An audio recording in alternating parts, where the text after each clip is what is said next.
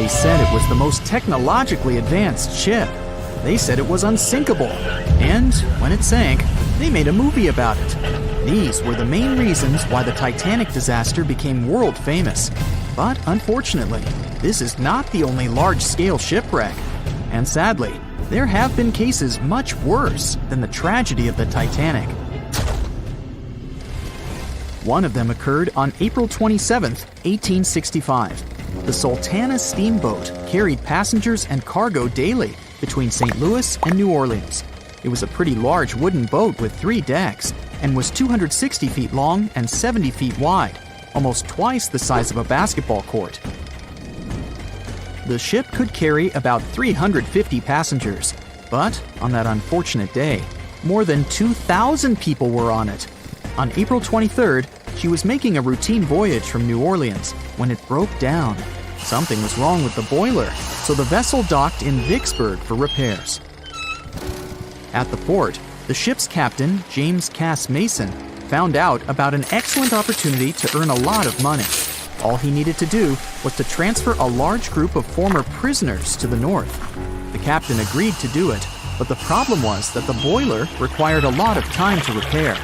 Mason was afraid that his competitors would take the job, so he decided to sail despite the malfunction the ship had. He patched up the holes in the boiler instead of a big repair and invited all the ex-prisoners on board. So, there was a broken boiler, an excess number of passengers, a lack of lifeboats, and not the best river conditions. Also, the captain refused to send the ex-prisoners to the hold, so they were all with ordinary passengers. There were strong chances for a shipwreck, but the greedy desire to earn more money was stronger. The Sultana went on a voyage and sailed up the river for 2 days. At this time, one of the biggest Mississippi floods in history began. The river overflowed its shores because of the flood, with the water level rising several feet.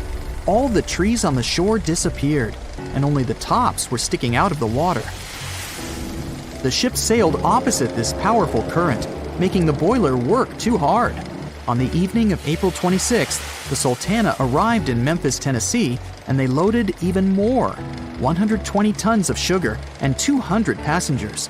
She got incredibly heavy. Around midnight, the ship continued its dangerous journey. The captain sailed to barges to load a shipment of coal. At 1 a.m., the vessel left the barge. At 2 a.m., the broken boiler, unable to withstand the load, suddenly exploded. The Sultana was just 7 miles north of Memphis. Few people survived that day. The problem was that passengers trying to escape from the fire jumped into a cold river with a strong current. The Sultana disaster is considered the most tragic shipwreck in the history of the United States. The exact number of those who didn't survive is still unknown. According to various sources, this number was from 961 to 1,800 people. Don't be surprised that almost no one knows this story. There were many more survivors in the Titanic tragedy, and everybody heard about it. But the Sultana sank during one high-profile event.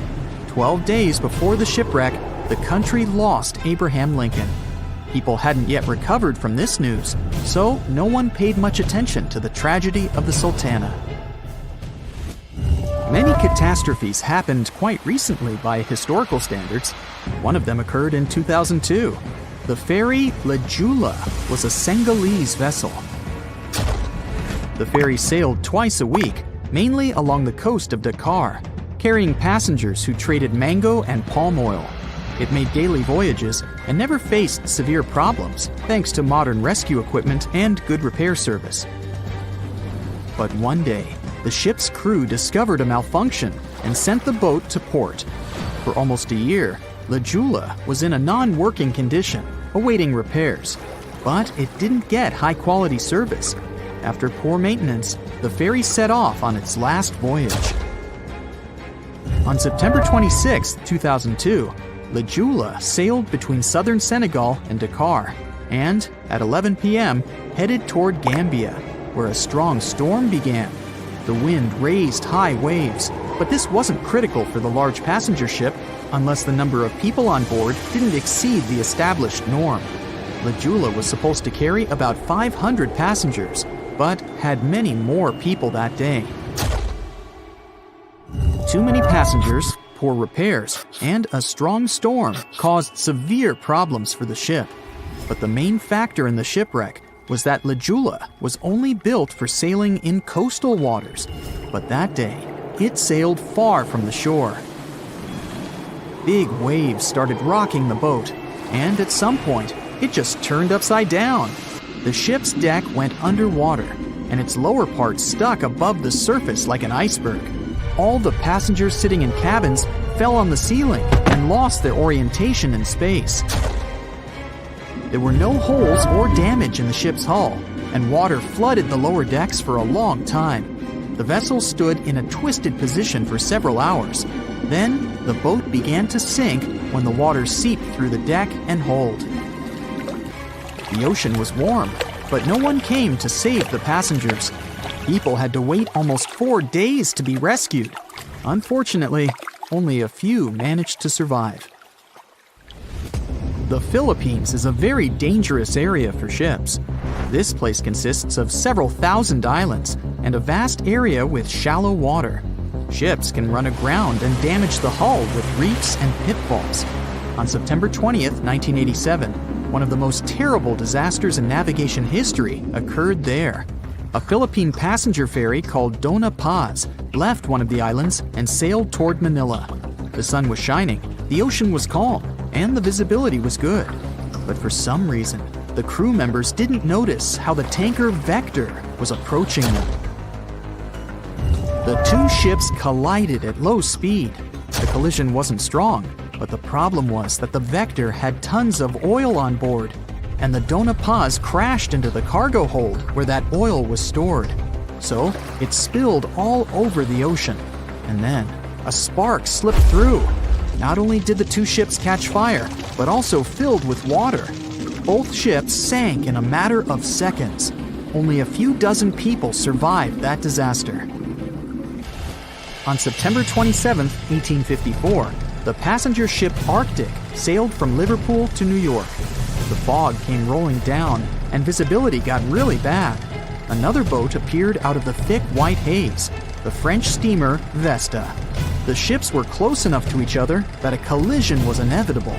The French vessel was smaller, so it seemed to the Arctic's captain that Vesta had received a lot of damage. And while he was staring at the other ship, his boat got quickly filled with water. The captain gave the order to sail to the shore as fast as possible, but the ship's engines stopped working because of the flood. Then the ship's crew started to lower lifeboats with women and kids.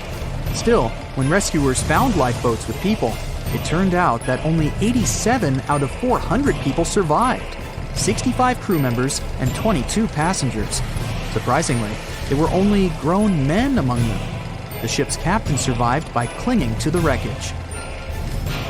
All newspapers wrote about this story as one of the most terrible and shameful tragedies in navigation history. The survivors were criticized because they didn't save women and kids, and the crew members were accused of violating the law, since the safety of passengers should be higher than the safety of sailors. But despite this, none of them were brought to responsibility. Unfortunately, shipwrecks still occur to this day, but fortunately, there are fewer of them than before, thanks to modern navigation systems and radar. But no technology can guarantee there won't be a super strong storm or any other emergency that no one can foresee. At 11:40 p.m., the Titanic made contact with an iceberg in the North Atlantic Ocean. Many artifacts were found and restored, like parts of the ship, jewelry, and dining plates, to name a few. It took approximately 3 hours for the ship to be completely submerged in the remote icy water. The night was cold and very much alive. The orchestra was playing music as they enchanted the guests on board. Everyone was excited to arrive in America. It was still considered an amazing feat for a ship to cross the Atlantic back in 1912. But as the day went ahead, there was an atmosphere of impending doom for the captain and his crew. No one else felt it, though. It seemed to them nothing could possibly go wrong, and this would just be another regular night. To them, The Titanic was unsinkable. The last thing on your mind when thinking about the Titanic is the mail crew. Yes, there were mailmen on board delivering mail to America. It may seem like a pretty mundane occupation, but there was a very tough test to pass in order to be accepted on board. And only a few top candidates would qualify, and those few would get shortlisted and accepted. John Starr March, an American, was one of these mailmen earning between $1,000 to $1,500 a year working on the Titanic. Back in 1912, this was considered to be a lot of money. They were not officially part of the ship's crew, since the mail crew was placed near the third-class quarters. But given their influence and resistance, they were eventually moved and given a private dining area. March got this job since he needed the money to support his family. He found a perfect way to earn some big bucks, working on a large ship traveling across the ocean. He was 51 at the time and came from New Jersey. Sadly, he was on board when the ship sank and didn't make it. But they recovered a pocket watch that gives us a little insight into what happened that fateful evening. It's a gold case engraved with filigree and had a caption saying it was made by the Elgin National Watch Company. On the surface, you'd think this would just make a pretty cool antique sitting over the fireplace, but there are some unusual details about it. There are obvious signs water seeped beneath the glass, and the black arms of the watch indicate the time to be exactly 1:27. It leaves us wondering why the clock stopped at this precise hour. What was the owner doing? The mail clerks were operating a fully functioning and efficient mail sorting facility on board the Titanic. This wasn't something you'd come by often on a cruise ship, since typical ocean liners use closed mail bags to transport the mail from one port to another. But the mail sorting facility on the Titanic allowed passengers to send out postcards whenever the ship docked in transit zones in Ireland and France. According to reports, people started heading back to their rooms at around 11 p.m., but some of them were still hanging around and enjoying their night. The 5 mailmen were celebrating a colleague's birthday in their separate dining room. 5 minutes before impact, crew members spotted the iceberg and rang the bell 3 times as a warning that something was ahead of the ship. They gave orders for the Titanic to move left, or, as they say in the biz, hard a starboard, to make the engines reverse. It was not enough to avoid the great impact. At 11:40 p.m., the Titanic struck the iceberg, and disaster erupted on the inside. Not just water seeping in and ultimately sinking the ship, but panic and chaos among the passengers and crew members. Captain Smith reached the deck and was informed that the Titanic had hit an iceberg. And at the same time, the mailroom began filling with water. We know that the 880-foot ship was completely submerged at around 2:20 a.m., with 706 survivors. The time between the impact and the sinking was really eventful. At midnight, they started getting the lifeboats ready for the passengers to evacuate. Orders were given for women and children to board the safety boats with some crewmen to guide and operate them. The problem was that the 20 safety boats available could only host 1,178 people out of the total of more than 2,200 passengers on board. March and his colleagues began sorting out the mail. There was chaos in directing and ordering around. With each second passing, icy cold water was filling the ship. 15 minutes after midnight, Captain Smith ordered his crew members to send out a distress signal. Even though SOS was established earlier than the Titanic, many others used CQD. The CQ stands for General Call, and the D is Distress. The Frankfurt was too far away to help, even though it was one of the first to respond. Even the Titanic's sister ship, the Olympic, responded, but it also was too far away. At 12:20 a.m., the Carpathia received the urgent message and redirected from its original course to help them out, even though they were 58 nautical miles away. Although this was some relieving news, the water kept seeping in at an alarming rate. It wasn't easy to keep everyone calm, knowing that the ship could be underwater in a matter of hours. At this point, Many passengers were already on board the safety boats, waiting to descend into the water. The musicians on board began playing music for the ones still waiting. At first, they were playing in the first-class lounge, and then they moved to the deck. There's a debate on how long they were playing for and what song it was. None of the musicians made it out. The 5 mailmen on board were also doing their duties while the ship was sinking.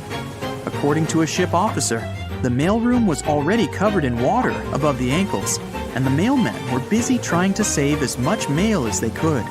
March was one of them. There were bags of mail floating around. They started with the registered mail. Witnesses of the Titanic sinking reported the mailmen were putting bags of mail on the deck to keep them from getting wet until help arrived. They also mentioned bags of mail were floating about in the freezing water. It wasn't until 12:45 a.m. when lifeboat number 7 on the left side of the ship was lowered onto the water. Even though it had room for roughly 65 people, only 27 people were inside. Many of the safety boats carried fewer passengers than their maximum capacity allowed. The crew were worried that the boats would capsize if so many people were on them. Some reports suggest that some people even refused to board the safety ships, sticking with the claim that the Titanic was unsinkable. At the same time, they fired up one of the 8 distress rockets in the air, but it didn't get them any help. At 12:55 a.m., the second and third safety boats were descended to the waters with 2 male passengers jumping on board. 5 minutes later, another safety boat was lowered with around 39 people. At this point, water entered the base of the grand staircase. In the next 20 minutes, more safety boats were lowered, most of them underloaded. Still no help. The Carpathia was still on the way. Panic was growing, and tensions were rising. There was a lot of anger for people being left behind. At around 1:30 a.m., things were getting out of control. The organized boarding of passengers to the safety boats stopped. March's watch stopped 3 minutes earlier, which could mean he was part of the scuffle between crew members and passengers. It took 3 hours for the Carpathia to arrive. March wasn't among the survivors. His watch proved to be one of the essential findings lost in the wreckage of the Titanic. It was eventually returned to March's 2 daughters, and now it's in one of the collections of the National Postal Museum. March was a man who did what he had to do in the worst circumstances. Time was a precious commodity for the people on board the ship, and this watch proved valuable to learn more about the tragic yet inspiring stories of the Titanic. April 14th, 1912. The Titanic crashed into a huge iceberg and sank. Yep, we've covered that. But what if this time we use the ice to bring the ship to the surface? This requires several thousand feet of wire mesh and a lot of liquid nitrogen. Our goal is to put the Titanic in a huge block of ice that will raise the ship to the surface. Now to do this, you need to wrap the wreck in a wire mesh and cover it with liquid nitrogen. The first problem you face is the inability to wrap the ship completely. You need to somehow lift the ship a little to put the mesh under it. Let's say that by some miracle you manage to do so. Next, you need to transport hundreds of large tanks of liquid nitrogen. You're underwater, opening the tanks, and it's so cold that the icy water of the Atlantic Ocean looks like it's boiling. The nitrogen just sizzles, dissipates, and certainly doesn't create a block of ice around the mesh. Alright, new attempt. Raise the Titanic with the help of huge magnets. For this, you need a large cruiser and some powerful magnets. You attach thick cables to the magnets and lower them to the bottom. Bright projectors illuminate the black ocean depths. Parts of the wreck are visible. The magnets descend lower and cling to the iron hull of the ship. The cruiser pulls the cables and magnets up. Some of them detach from the Titanic as the iron surface is covered with reefs and corals. Some parts of the wreck break away from the ship and rise. The power of the cruiser is not enough. One of the cables is torn. Not only the weight of the individual parts of the Titanic, but also the colossal water pressure interferes with the operation. The sunken ship can't be raised completely, only its small parts. In reality, there has already been an attempt to raise the Titanic in parts. The $5 million operation failed. Nylon slings were attached to a large part of the wreck. The other ends of the slings were connected to the diesel engines. For the entire operation, they used a mini submarine. A piece of the Titanic weighing 21 tons was pulled up, but one of the slings broke because of the strong water pressure. Then, one by one, the other cables began to snap, and a huge piece fell back to the seafloor. By this time, all the participants of the rescue operation had run out of food supplies, and it was far from the nearest shore, so they decided not to make a second attempt. A book was written and a movie was made about how the Titanic was lifted with compressed air. In reality, no one even attempted this operation. To do this, you'd need several hundred large cylinders of compressed air. At first, you install them inside the Titanic's hull and wait for them to pull the ship to the surface. As soon as you lower the cylinders under the water, they immediately float upwards. This greatly complicates the operation. You need to fasten the cylinders with cables and pull them down to the bottom using a powerful submarine, or better yet, several of them. Because of the high pressure, the cylinders might burst. In this case, the blast wave would hit other cylinders and provoke a catastrophe. Too expensive and unsafe. The most expensive and complex plan to raise the Titanic is probably the one where scientists somehow extract hydrogen and oxygen from the ocean water. Then, these extracted elements must fill special containers.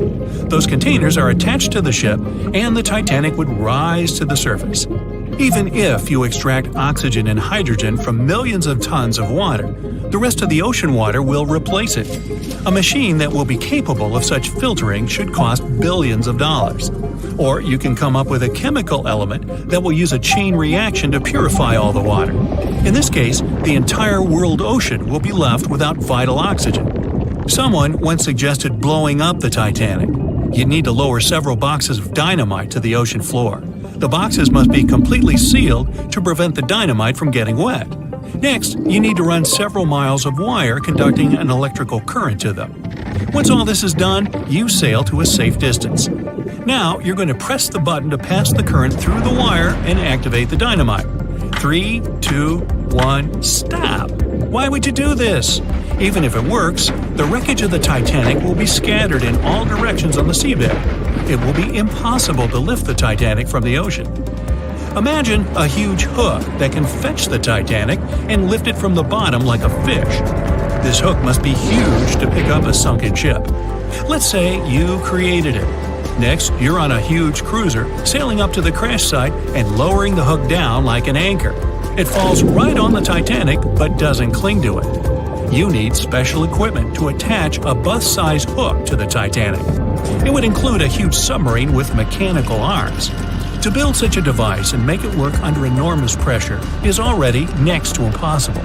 But let's say you finally managed to hook the Titanic. It's then you realize the cruiser doesn't have enough power to lift the ship, weighing more than 50 tons, and the hook that adds about 10 tons more. To complete your task, you'll need a few more cruisers and a few extra $1 million. Once hot wax cools, it hardens and floats on the water surface. What if we deliver it to the ocean floor and pour it inside the Titanic? This may work, given that wax is not an expensive material. So, you melt the wax, pour it into strong tanks, and pull them to the bottom with the help of a submarine. The tanks can withstand enormous pressure, and the submarine has enough power to lower the wax to such a depth. The containers are placed inside the Titanic. Through a remote control, you open the containers, but the wax doesn't pour out. The deeper you go, the colder the water gets. While you were delivering the containers to the ship, the wax was cooling down and getting solid inside. Several containers are pressed against the top of the ship, but it's not enough to lift the Titanic. Other containers simply float away to the surface. And even if the containers were thermostatic and kept hot inside all the time, once released, the wax would solidify in an instant. There would just be no time for it to spread and cover the Titanic from within, so it would just float up as well.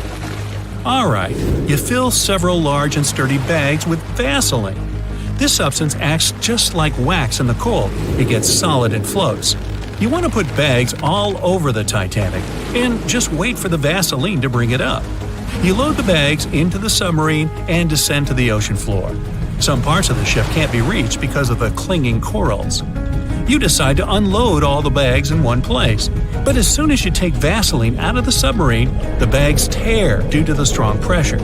Solid pieces of Vaseline float up, pushed by the water. Mission failed. The craziest idea is to fill the Titanic with millions of ping pong balls. Small plastic balls filled with air should push the ship to the surface. But as soon as you start to lower them to the bottom, the plastic immediately flattens and all the air from the balls pops out.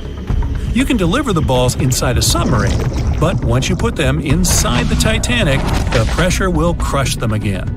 Also, you can create balls made from strong ultralight material and fill them with air.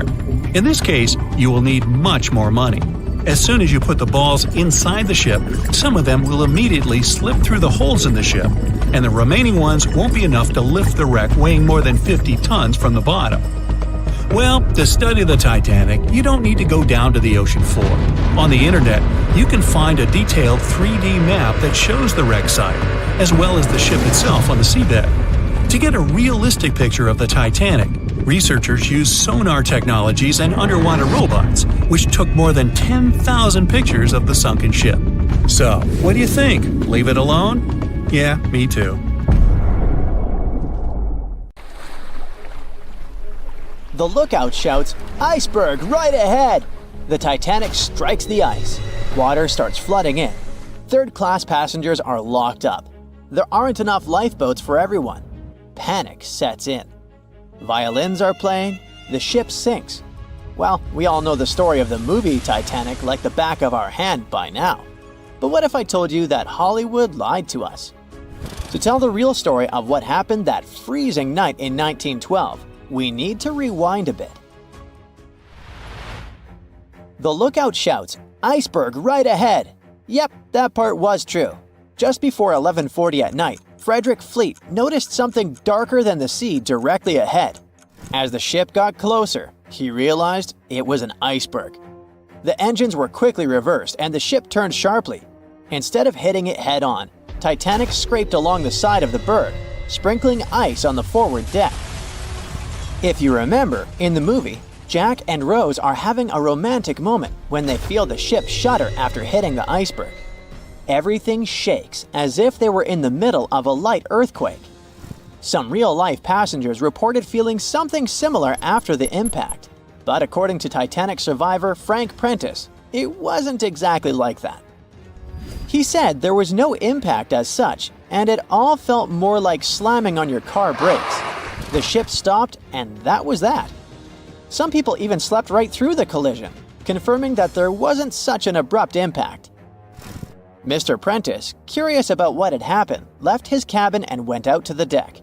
When he got there, all he could see was a little ice on the surface, not the towering iceberg that Jack and Rose saw. But as we all know by now, the real damage happened below the waterline, where the iceberg had a jagged spur that slashed a 300-foot gash in Titanic's hull. Once the crew realized how severe the damage was, they immediately began sending distress calls to nearby ships, asking for help. At some point in the movie, the radio operator goes to the captain and says there is only one ship nearby, the RMS Carpathia, which later ends up rescuing many passengers. But in real life, there were more ships around. It's believed that the SS Californian was only about 23 miles away. This ship might have actually seen the Titanic sinking, or at the very least, seen its rockets exploding high in the sky. Yet, for reasons we will never fully understand, they didn't try to help. Let's get back to the story. Now, people need to get off the ship. At 12:45, lifeboat number 7 was the first to be lowered. Just like in the movie, women and children were told to go first. But in reality, some women were hesitant and even refused to get into the lifeboats. Mr. Prentice said this happened mainly for 2 reasons. First, these lifeboats were high and passengers were terrified of the 70-foot drop from the deck to the ocean below. And second, most women didn't believe the Titanic would actually sink. It was called unsinkable after all. So the idea of getting into a lifeboat seemed pointless at the time. This mindset probably explains why Eloise Smith, a first-class passenger, recalled that there was no panic or chaos at first. Other survivors backed this up, saying that no women or kids were crying. But one thing that was indeed concerning, at least for the crew, was the possibility that the lifeboats might buckle under too much weight. This is one of the theories why the first few lifeboats left carrying only a fraction of their full capacity. Like lifeboat number 7, which only carried 27 people in it, even though it could hold up to 65. In total, Titanic had 20 lifeboats, which could carry about half of the 2,200 people on board that night. But that didn't happen. And now we know the passengers had no idea there weren't enough for everyone. As women were calmly getting into the first lifeboats, musicians headed up to the deck. Their only goal was to play and keep the passengers calm. That's a pretty well-known fact. But the real story is that some survivors said they never saw or heard the band. No violinists whatsoever. It's not like Hollywood misled you though. The musicians did play for over 2 hours after the ship had hit the iceberg. So maybe these passengers were just too panicked to notice the songs, or the musicians started playing later than we think.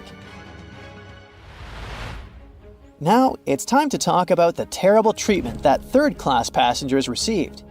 The movie portrayed the crew as cruel, locking the less fortunate below deck like animals, giving them no chance to reach the lifeboats and save their lives. But the official inquiry into the disaster suggested that wasn't true. I mean, yes, fewer third-class passengers survived compared to those in first and second class, but there were other factors at play. Many third-class passengers were reluctant to leave the ship, clinging to their belongings, and had a harder time making their way up from the cabins, which were at extreme ends of the ship. Some survivors confirmed that they were not locked up. In fact, it was quite the opposite. Mrs. George Wabi, a Lebanese woman traveling in third class, said that when chaos had erupted, some brave crew members and well-dressed first-class passengers had actually helped her get up to the first-class deck and eventually onto a lifeboat. At first, the Titanic was sinking slowly, bit by bit. Passengers reported seeing the water rising and hearing pops and cracks. Then, there was a loud boom. Some said there had been just one explosion, while others described it as a series of smaller explosions, which they'd thought had been the bulkheads giving way. And there's also a group of people who said they had only heard a rumbling sound. So not everyone agreed on the sound they had heard, but one thing is a fact. By 2:18 in the morning, the lights on Titanic went out, and the ship plunged into complete darkness. As the bow continued sinking, the stern rose out of the water, putting immense pressure on the middle of the ship. This caused the Titanic to break in two.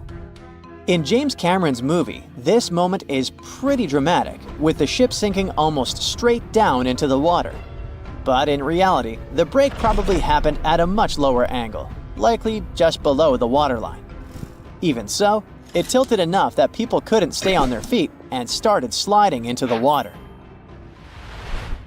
One interesting thing is that it wasn't until the wreckage was found in 1985 that it was finally confirmed the Titanic had broken apart.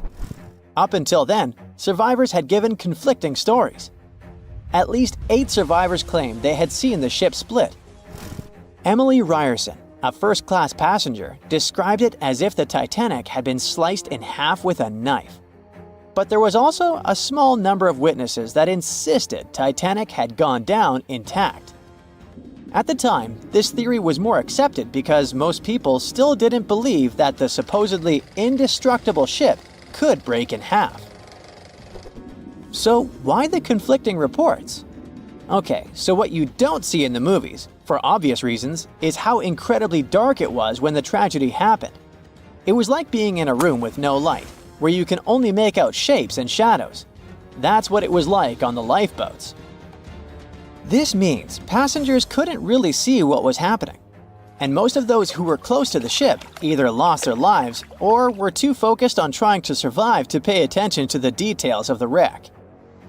Although James Cameron's film didn't fully capture how terrifyingly dark the disaster truly was, the 2012 TV series Titanic did a better job of showing the pitch-black horror of that night. Even then, The reality was much darker and more terrifying than either of these two productions could portray. On April 10, 1912, crowds gathered at Southampton Beach to wave off what was, at the time, the world's largest and most prestigious ship, the RMS Titanic. The cost of the most expensive first-class parlor ticket was $4,350. That's around $70,000 in today's money. But barely 5 days after steaming away, the ship was swallowed by the Atlantic Ocean. So let's rewind and go back to what actually happened on that fateful night.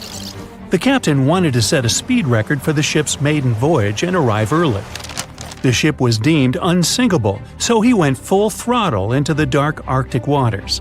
After spotting the 100-foot iceberg, the crew desperately tried to steer the vessel away and avoid the collision, but the Titanic was traveling too fast, and the iceberg tore down the side of the ship, creating a huge opening in the hull. It wasn't a continuous rip, and damage was caused in several places. In total, the damage spanned along an area of around 300 feet. But the ship's designers had prepared for the prospect of a collision and added watertight compartments down each side of the ship to act as a buffer zone. 4 of these compartments could be breached and the ship would still stay afloat. But because the iceberg tore down the side of the Titanic, it ripped holes in 6 compartments. The compartments didn't extend up the total height of all decks and weren't actually sealed at the top.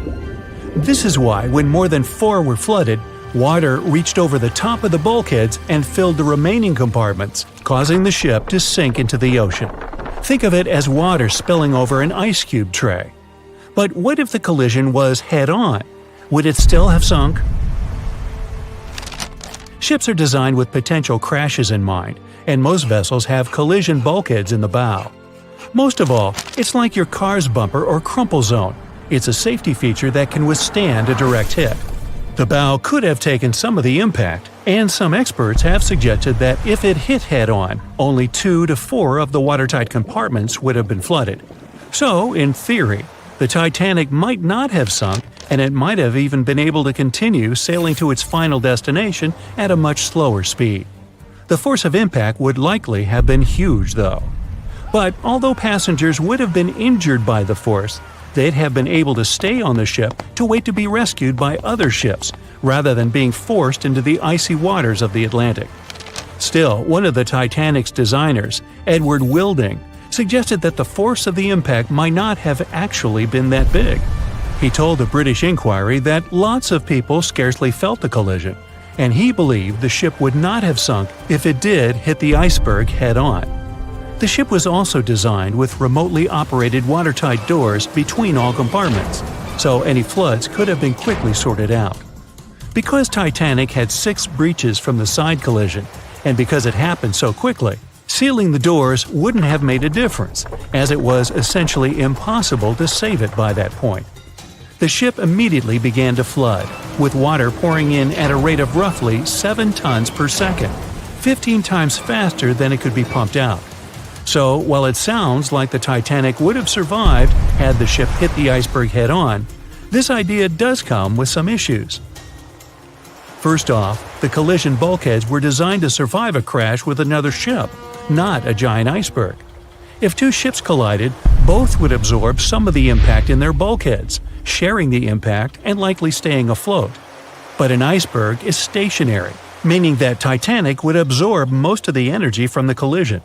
If Titanic hit head first, because of the speed it was traveling, the impact would have likely traveled down the whole body of the ship. Just imagine a 46,000-ton ship traveling at around 20 knots. At some point, it hits an iceberg that weighs what could be over 100,000 tons. This collision would likely create a powerful force causing massive damage to the vessel. It is likely that seams would split, staircases would come tumbling down, and rivets would burst open across the ship. All that would have potentially flooded even more compartments. This could have caused Titanic to sink in a matter of minutes rather than hours. But that's just the tip of the iceberg. As we all know, the biggest part of it is hidden underwater. So if Titanic had been traveling head-on, it's likely it would have hit the part of the iceberg below the water first, which would send it veering off course. Hitting an iceberg is not like hitting a brick wall. In this case, the ice under the water would have torn open the bottom of the ship and caused damage to the sides. Icebergs also aren't flat, solid objects. If a flat collision happened, the ship might have stayed afloat, but icebergs come in many shapes and sizes, from domes to wedges. Studies have also been done on the steel used to produce Titanic, and the tests show the metal was about 10 times more brittle than the steel we use today. The ship was built before we understood the effects of low temperature on steel. The old steel used to make the vessel would not bend when faced with freezing temperatures, but break. Recovered pieces of Titanic's hull plates show that the hull just shattered on impact. Hitting head-on would also cause a very severe and abrupt stop, so even if the ship hadn't sunk, there would still have been major issues. Think about when you suddenly hit the brakes on your car, or when the bus stops while you're walking down the aisle and you get flung forward. Passengers would have been thrown across the ship, and because the crash happened at night, most people were sleeping, so wouldn't be able to effectively prepare for any sort of impact. This would result in injuries for most people on board. It would be especially bad for those at the front of the ship, where the accommodation for the off-duty firefighters, greasers, and engineers was. But while passengers and off-duty crew may have been thrown out of bed, there would be a lot more survivors than in the original scenario. Many ships have had head-on collisions and made it back to shore. Not many people know that Titanic actually had two sister ships. The White Star Line, the company that built Titanic, also built vessels called Britannic and Olympic. Captained by Edward J. Smith, who would later helm Titanic, the Olympic set off on its maiden voyage in June 1911. But much like Ford's sister ship, disaster was just around the corner. On its fifth commercial voyage, Olympic collided with a Royal Navy ship, HMS Hawke. While the Olympic received damage to its side, Hawke crashed into the other vessel head-on.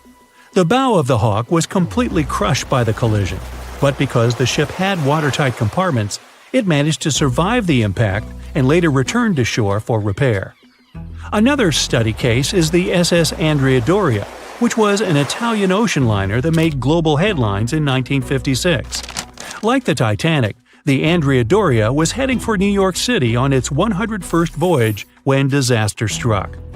On July 25th, the vessel collided with the 524-foot Swedish passenger liner Stockholm. The Stockholm hit the ship head-on, but the point of impact for the Andrea Doria was on its side. The front of the Stockholm was completely smashed, but because the impact was on its hull, it managed to survive. The Andrea Doria, however, sadly sank due to the collision being on the side of the ship. So these cases could suggest that maybe the Titanic would have survived had it hit the iceberg head-on. But we have to remember that the Titanic hit the thing full speed, whereas both the Olympic and the Andrea Doria were traveling slower. It was 11:39 at night when the Titanic's lookout shouted, "Iceberg, right ahead!" Swift action on the bridge to reduce speed and change the ship's course didn't help, and you already know how the story ends. Since then, we've regarded what happened to Titanic as a once-in-a-lifetime event. Is it though? The Titanic sank in 1912. Forget about fancy GPSs or weather satellites. At the time, ships were responsible for warning each other about the location of icebergs, like a "hey man, trust me on this" situation. Then the Titanic disaster happened. To call it a disaster is an understatement, so specialists felt the need to form an organization to avoid this kind of accident happening again.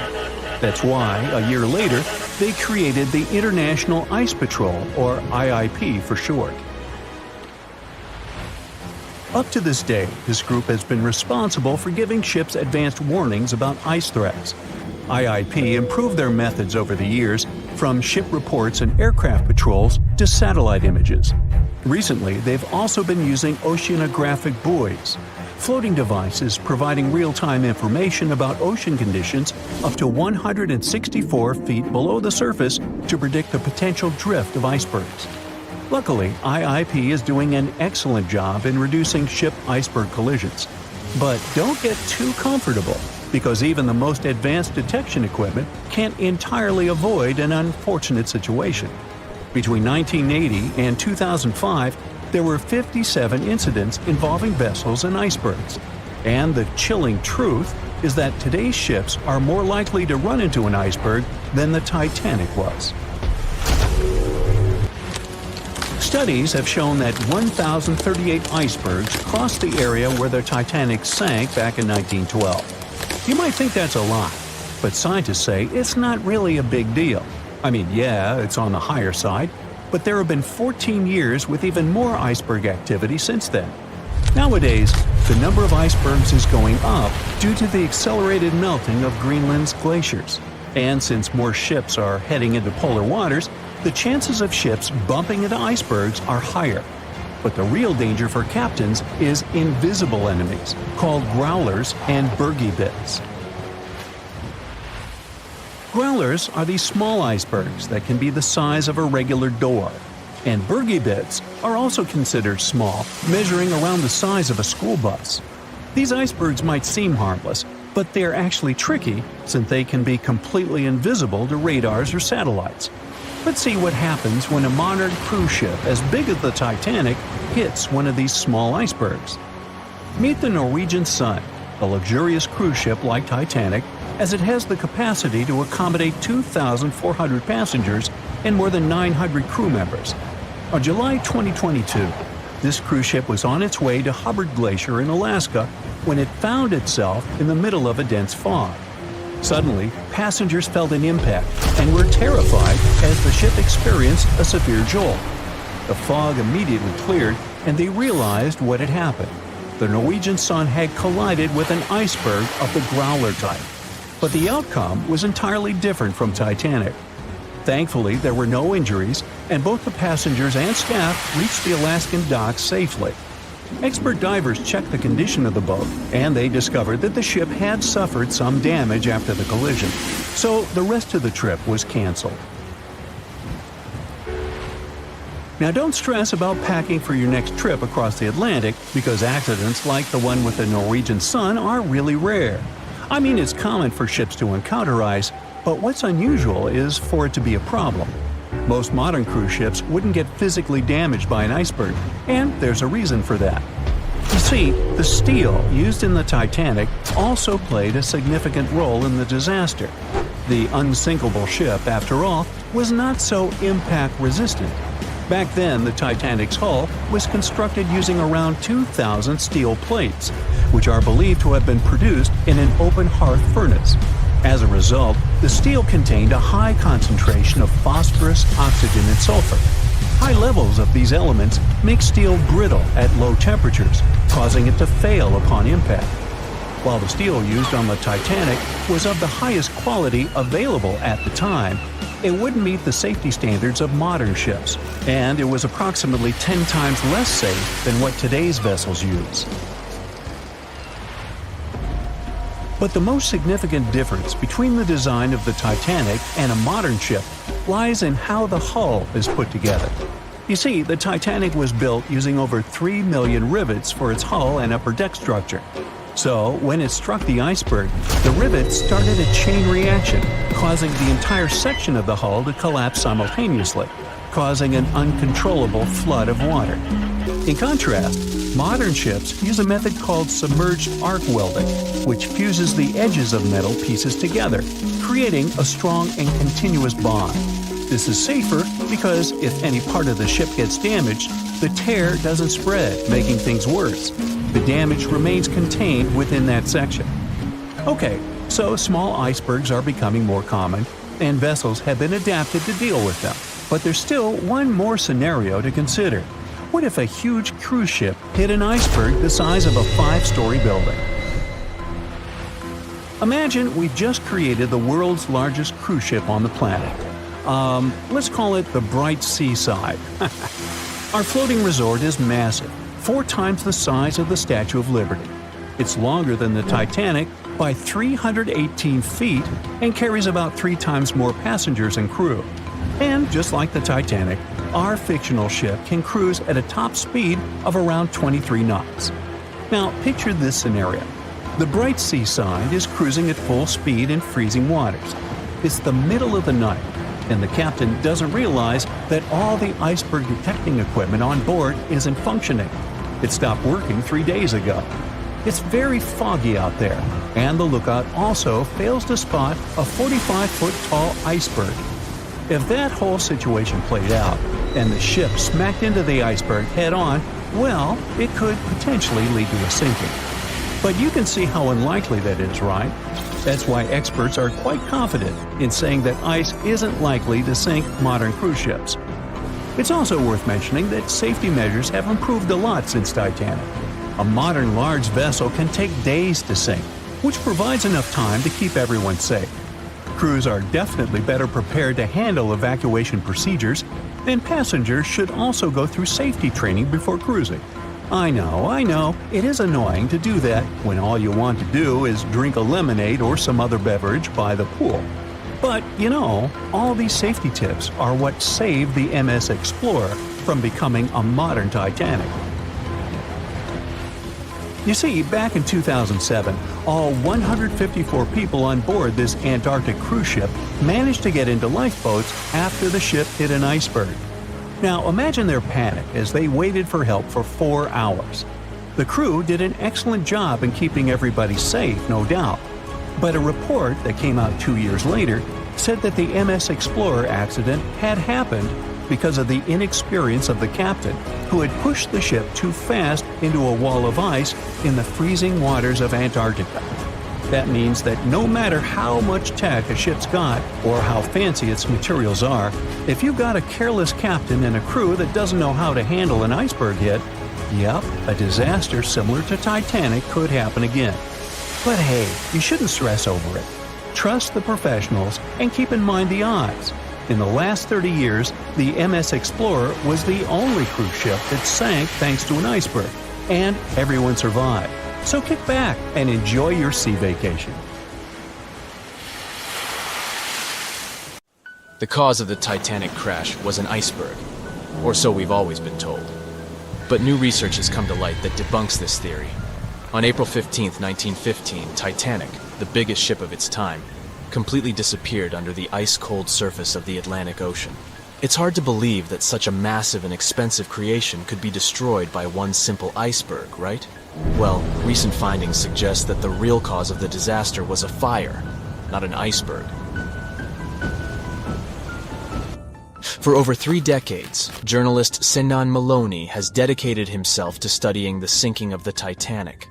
During his research, he made a significant discovery that shed new light on the well-known story.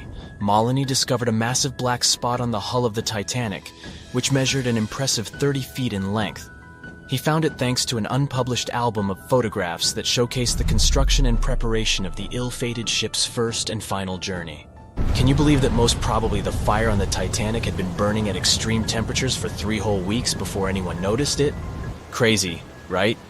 Apparently the high temperature corrupted the metal, making it 75% weaker. That's why the iceberg was able to make a hole in the ship. If not for the fire, the Titanic might have survived the crash because the iceberg apparently hit the exact spot we are talking about. And this is only one link in the chain of incredible coincidences that brought the Titanic down. The people in charge of the Titanic knew about the fire and knew the ship shouldn't have set sail. But they didn't want to go bankrupt and cancel the trip, especially since there was a coal shortage due to miners being on strike. The trip was already sold out, and there were no alternatives. Other ships canceled their trips due to low demand. Everyone wanted to board the Titanic, so the management bought up all the coal they could find, even from other ships, and set off. It was all about making money. To hide the truth, they turned the ship's hull so that the marks weren't visible from the dock and faced the sea. This way, the passengers wouldn't see them. Here's another sad twist in the Titanic's story. Back then, there weren't any sonar systems to detect danger, so specially trained people had to watch out for threats using binoculars. But the binoculars on the Titanic were locked away in a special compartment, and the only person with the key, Second Officer David Blair, was replaced last minute before the ship took off. He forgot to hand the key over to his replacement. This mistake wasn't discovered until 3 days later when the ship was already at sea. If they had the binoculars, they might have seen the iceberg in time and avoided the crash. But even if they had the binoculars, they might not have been able to avoid the crash because the Titanic was going faster than it was supposed to. They were behind schedule and didn't want to ruin the ship's reputation, so they were going way beyond the speed limits the ship's construction could sustain. One of the biggest mistakes made on the Titanic was the decision to not include enough lifeboats. Even though the ship needed around 60 of them to contain all the passengers, it was only equipped with 20. The designer, Alexander Carlisle, had initially planned for 48 lifeboats, but this number was reduced for aesthetic purposes. Apparently, having too many lifeboats would have made the deck look too cluttered. These 20 boats were only able to hold a third of the passengers on board, which was not nearly enough to save everyone in the event of an emergency. What's even more shocking is that this number of lifeboats was technically legal at the time. Regulations for lifeboats were based on the tonnage of the ship, not the number of passengers. This means that even though the Titanic was carrying thousands of people, it still met the legal requirements for lifeboat capacity.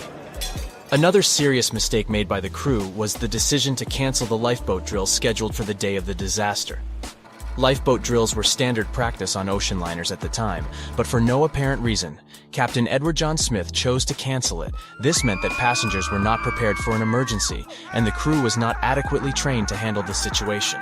When the ship hit the iceberg, chaos ensued, and it took over half an hour to launch the lifeboats instead of the usual 10 minutes. Some folks put the blame on Captain Smith for the fact that the first set of lifeboats left partially empty. The very first lifeboat, which had seats for 65 people, only carried 27 passengers. There is an objective reason for this. At the beginning, people were reluctant to abandon the ship and didn't understand the gravity of their situation. In 2012, researchers uncovered that Captain Smith failed his initial navigation exam. Although he eventually passed, some people wonder if this could have played a role in the disaster. During the Titanic's final moments, the crew attempted to send out distress signals to nearby ships, including the Californian. However, the Californian failed to respond to the flares shot into the sky, and the captain ultimately lost his job as a result of this negligence. However, recent research has exonerated the captain and proved his innocence. It turns out that light refraction, caused by layers of cold air below warmer air, created mirages that distorted the signals from the Titanic. This phenomenon had been observed by other ships sailing in the area and is now believed to be the reason why the lookouts on the Titanic missed the iceberg completely. Historian Tim Malton supports this theory and has further contributed to our understanding of this event. It's unfortunate that the captain of the Californian lost his job due to circumstances beyond his control, but it's better late than never that his reputation is cleared. Whatever the reason for Titanic's crash was, it still keeps the minds of scientists busy to this day. But let's see what the buzz was all about. What made the Titanic so famous and unique? The Titanic was massive, standing at 175 feet tall and nearly 900 feet long. The ship was so enormous that even the officers took over 2 weeks to memorize all the decks and passageways. You could be walking miles along its corridors. The construction cost of the ship was a whopping $7,500,000, which would be equivalent to about $166 million in the mid-2010 ES, due to inflation. Interestingly, the production cost of the Titanic movie in 1997 was even higher at $200 million. Building the Titanic was no small feat, and it required a labor force of 3,000 men who worked 6 days a week for 26 months. The job was difficult and dangerous, and workers had to complete tasks at the height of a 20-story building without safety ropes. Nevertheless, they were paid a competitive wage of £2 a week, which was considered good pay at the time. The inside of the Titanic was inspired by the luxurious Ritz Hotel in London.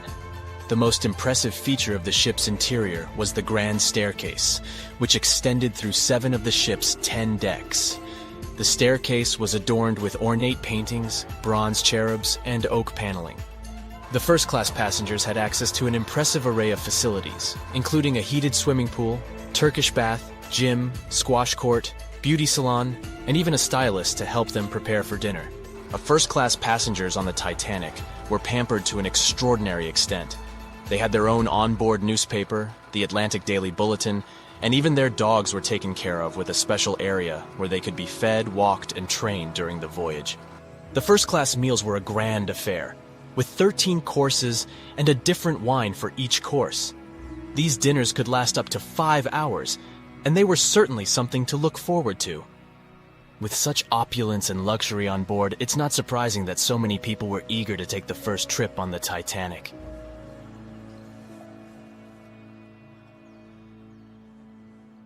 The Royal Mail Ship, or RMS Titanic, easily the most famous steamship in history, was once the symbol of luxury and dreams that promised to come true. It took 3 years and 3,000 people to construct it. On April 10, 1912, the brand new ocean liner greeted its passengers with the smell of fresh varnish, paint, and newly sawn wood. Back then, they still used lead for the production of paint and linseed oil as a binder, so that smell must have been powerful. When it was fully operational, the giant vessel consumed around 850 tons of coal per day, and the passengers would also smell its fumes. Another odor that must have filled the Titanic's decks, at least the first-class ones, was the new scent by the famous French perfume house Guerlain. It was released earlier in the same year and quickly became a hit with the well-off ladies. The perfume that you can still buy today is a mix of violets and iris with creamy vanilla. On the dramatic evening of April 14th, when Titanic only had hours to live, the unknowing waiters were serving oysters, lamb and mint sauce, roast duck with applesauce, and other delicacies to their first-class guests. The second class was filled with the smells of curried chicken, spring lamb, and roast turkey. Third-class passengers had simple gruel and biscuits that night. At 11 p.m., as the ship got dangerously close to the iceberg, the new smell added to the mix. It was a mineral odor with metallic notes. If you have ice in your fridge, you must have noticed it takes the smell of neighboring foods. The same happens to icebergs. They take on the odors of sea animals and maintain the chemical composition of the water that they're made of. If more people had known about the meaning of this particular metallic smell, they probably still wouldn't have saved the ship, but the number of people that managed to escape to safety could have been larger. Speaking of smells, in case you've ever wondered what space smells like but aren't planning to become an astronaut anytime soon, listen up. You can try out Eau de Space, an aroma that was designed by NASA decades ago. The idea of the perfume was to help astronauts prepare for their encounters with space at all levels during their training. But hold on a second, space is a vacuum, so it technically shouldn't have any smell. Yet, astronauts who have been out there remembered it as a pleasant metallic odor, something like the smell of welding fumes or burnt gunpowder. They could smell it on their spacesuits after coming back into their spacecraft. We can also guess what other planets smell like based on what their atmospheres are made of.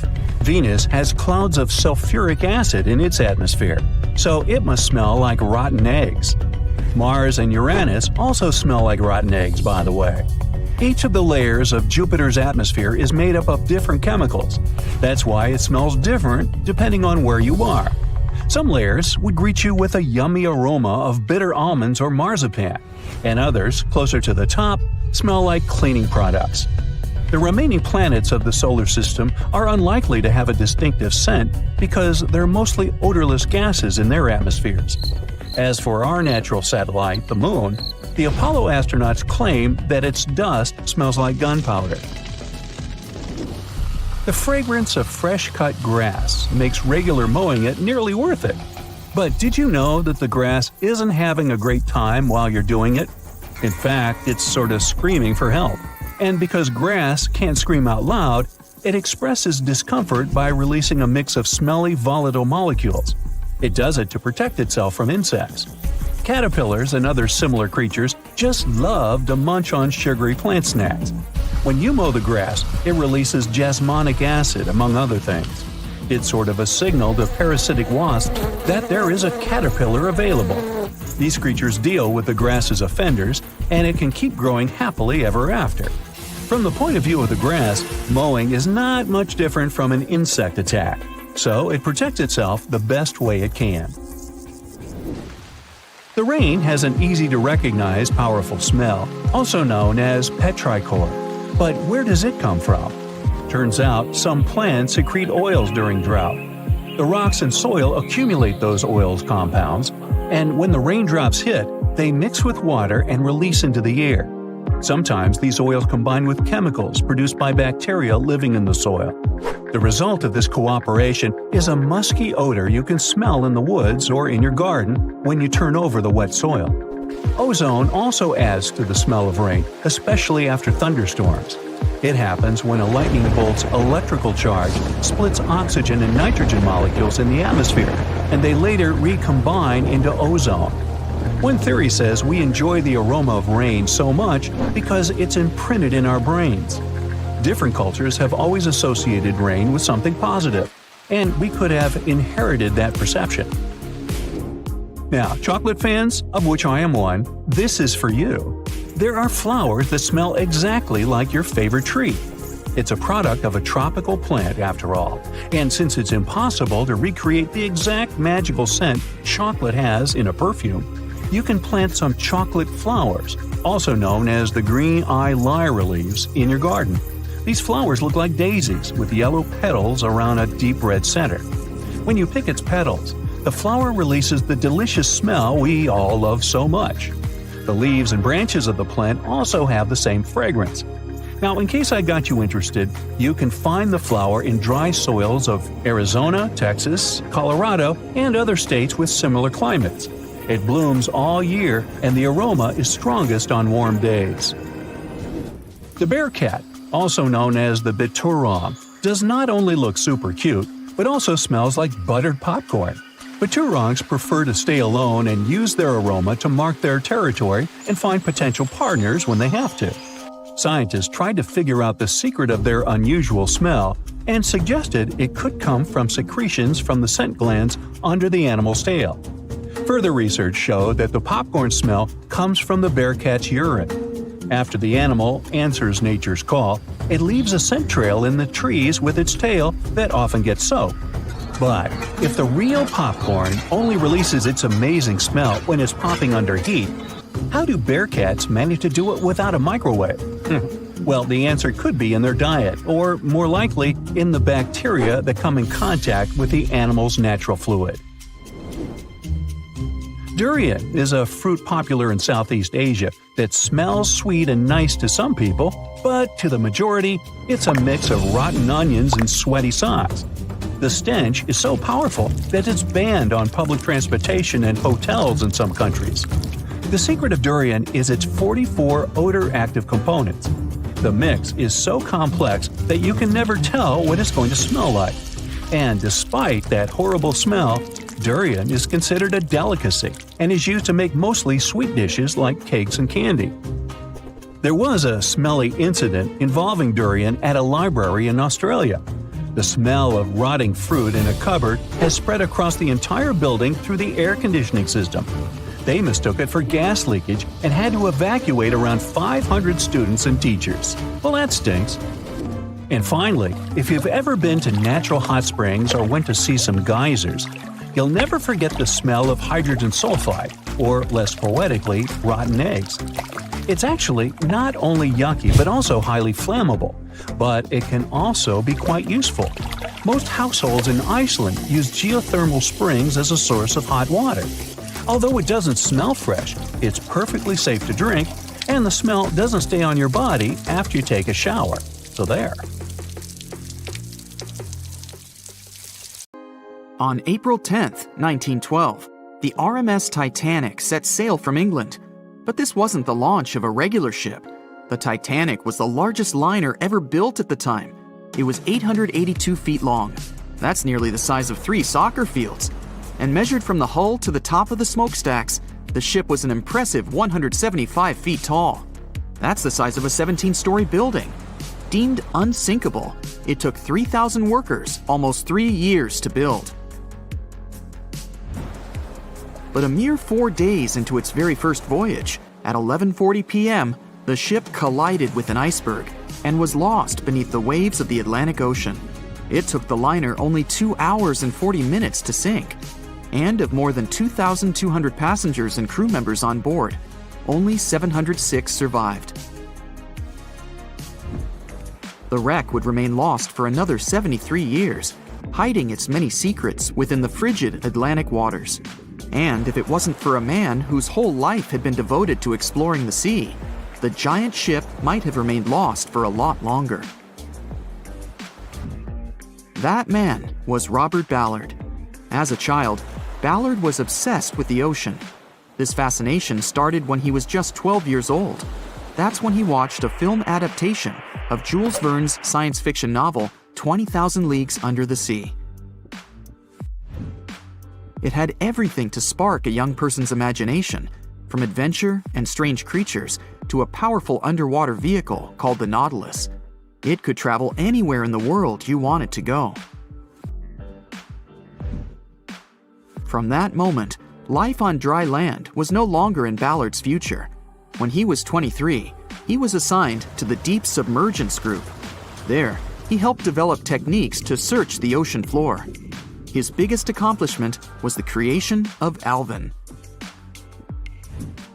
It was a small, easy-to-maneuver submarine that could carry 3 people. It also featured an external mechanical arm designed to gather underwater samples while the crew remained safe and dry inside. Alvin the submarine quickly proved useful for a variety of tasks. For example, once it was used to track down an aircraft that had crashed into the sea. But the vessel experienced a series of setbacks. In one case, it was attacked by a swordfish, which caused the submarine to resurface quickly. The swordfish, still stuck in the outer skin of the submarine, became that night's dinner. And in October 1968, the submarine was being lowered into the water when the cables holding it snapped, sending it careening into the ocean, along with 3 crew members on board. And because the small vessel was still open, it immediately filled with water and quickly began to sink. Luckily, the crew managed to escape, but Alvin was gone. Bad weather hampered multiple attempts to recover the vessel. It wasn't until the following year that it was finally returned to the surface. In time, Alvin would be improved. Its hull would be strengthened by titanium, giving it a higher depth rating, thus making it even better suited for ocean exploration. The specialized submarine would come in handy in many of Ballard's 100-plus expeditions. The man was one of the first to explore an underwater mountain chain called the Mid-Atlantic Ridge in the Atlantic Ocean. And when he found thermal vents in the Galapagos Rift in the late 70s, he also helped discover and document the process of chemosynthesis. That's a complicated chemical synthesis of food energy by bacteria. But his biggest discovery was still to come. Ballard claimed he'd never been a Titanic fanatic, but he eventually became obsessed with finding the ship after watching other explorers try and fail. As he said, Titanic was clearly the big Mount Everest at the time. Many others had tried, many that I thought would have succeeded, or should have succeeded but didn't. Ballard began thinking about finding the ship as early as 1973, and 4 years later, he actually made an attempt.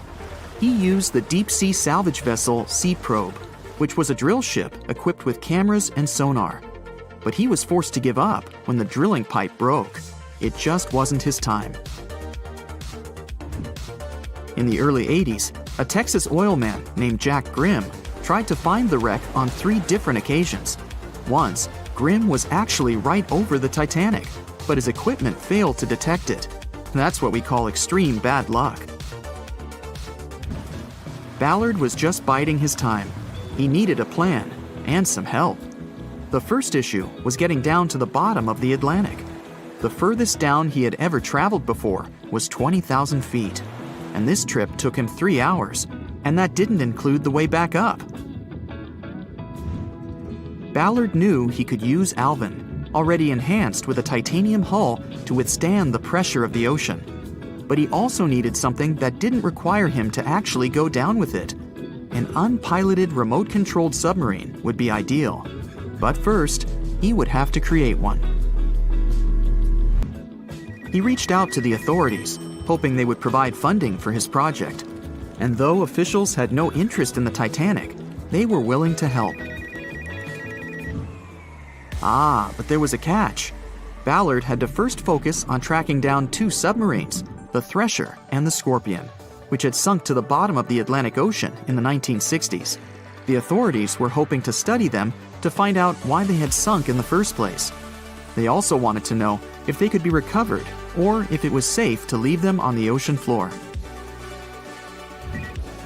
Only when he had successfully completed this task would he be free to use any remaining time on his contract to find the Titanic. With no other options for funding, Ballard took the offer. He got to work. First, he created two new devices. Argo was an unpiloted, deep-towed undersea video camera sled. It was designed to take photos and record videos from a series of cameras mounted on it. It could work at depths of up to 20,000 feet, and it could also explore nearly 98% of the ocean floor.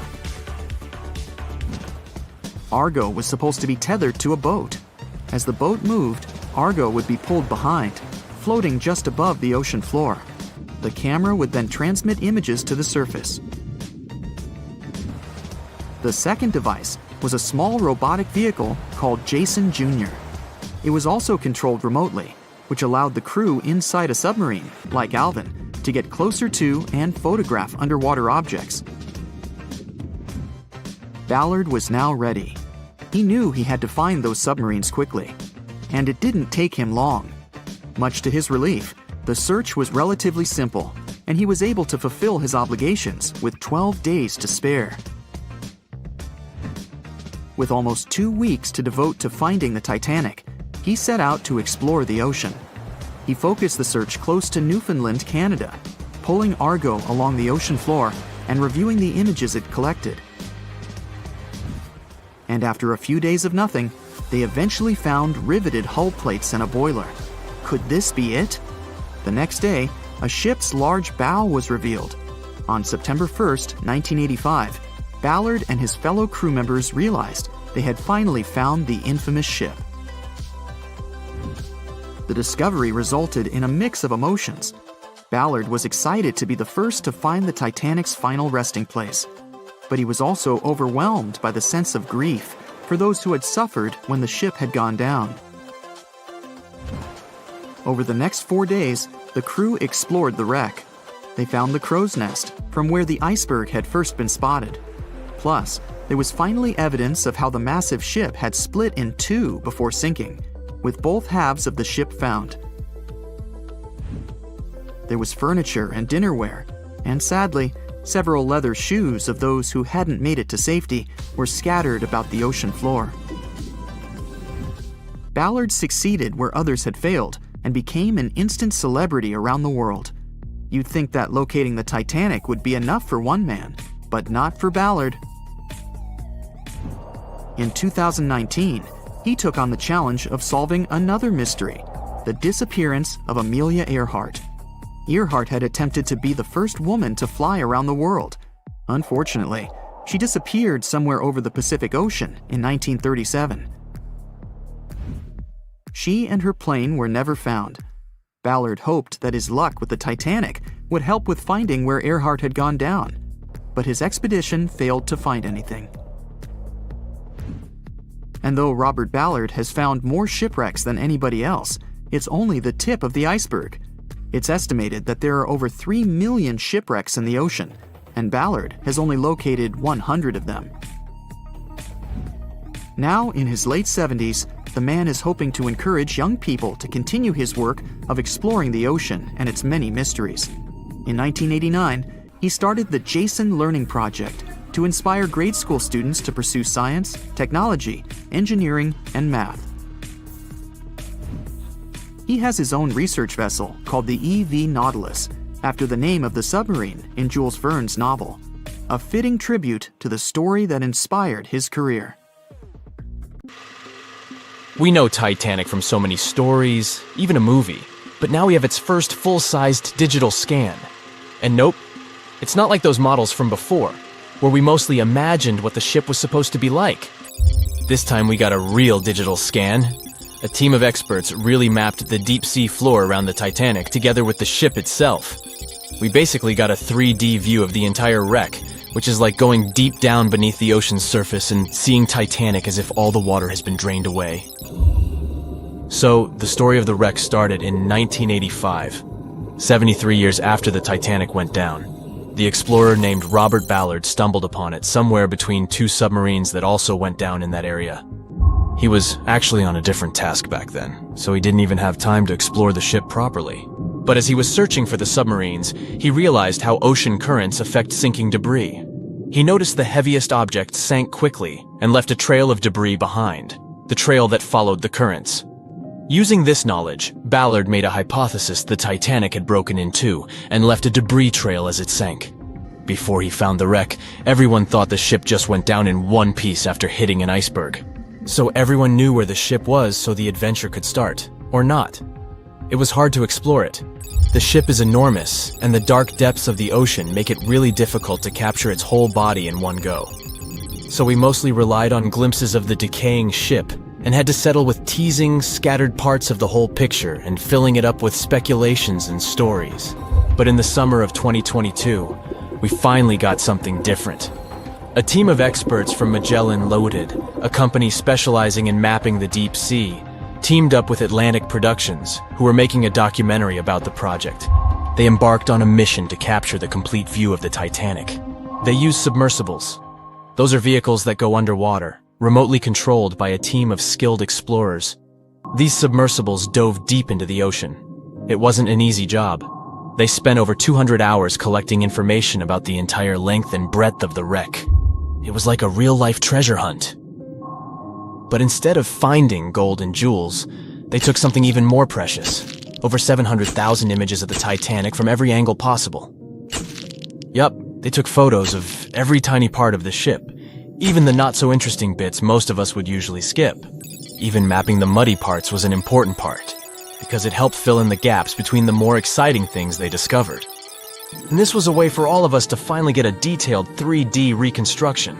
Even though it's been more than 100 years, you can still recognize the bow of the Titanic, covered in rust that hangs down like stalactites. On top of the bow is the boat deck, where a big hole gives us a glimpse into the empty space where the grand staircase once stood, like a window into the ship's glamorous past. Its stern is now a wild mess of twisted metal. As the Titanic went down, this part collapsed and spiraled into the seabed. The bow and the stern ended up separated by about 2,600 feet. There's a vast field of debris surrounding this giant, stuck on the seafloor. This debris is like a scattered treasure trove, full of intricate metalwork from the ship, statues, and even unopened champagne bottles. There are also personal belongings that went down together with the ship, like dozens of shoes resting across the seafloor. It was a tough task to do, go down and take all those pictures. It may not sound that hard at first, considering it was the vehicle that really immersed itself into such deep parts of the ocean, not the people. But studying the ocean is hard. We haven't explored, mapped, or even seen over 80% of it. The conditions are harsh, and the pressure becomes more intense the deeper you go. And their vehicle had to dive down to nearly 13,120 feet below the surface. That's like 12 Eiffel Towers stacked on top of each other. Plus, you have strong currents in that area, so it was probably like trying to navigate through a watery maze. And submersibles weren't supposed to touch anything. Even the slightest wrong step can damage the wreck that was already so fragile. It seems like the Titanic is frozen in time, so it will always be there waiting for us. But in reality, it's slowly disappearing. It's pretty obvious that the ocean water ruined it considering how long it has been down there. But it's not just that. The wreck itself has become a home for a specific type of bacteria Halomonas titanicae that even got named after the famous ship. These bacteria have a special ability. They can survive inside rusty formations known as rusticles. They kind of look like icicles, those spikes of ice that form when water falls from something and freezes. These bacteria have a taste for iron, which is abundant in the ship's hull. For them, it's like a real buffet down there. And as time goes by, these bacteria will keep eating away at the iron in the ship, bit by bit, until one day the feast comes to an end and the whole ship is gone. It's like a slow but steady recycling process. So this 3D model we got because of the hardworking team and technology comes at the best time because we never know how much time we have left with exploring the famous wreck. This time we might even understand the collision with the iceberg better. You know how movies always show the Titanic hitting the iceberg on its right side? Well, we can't even be certain about that.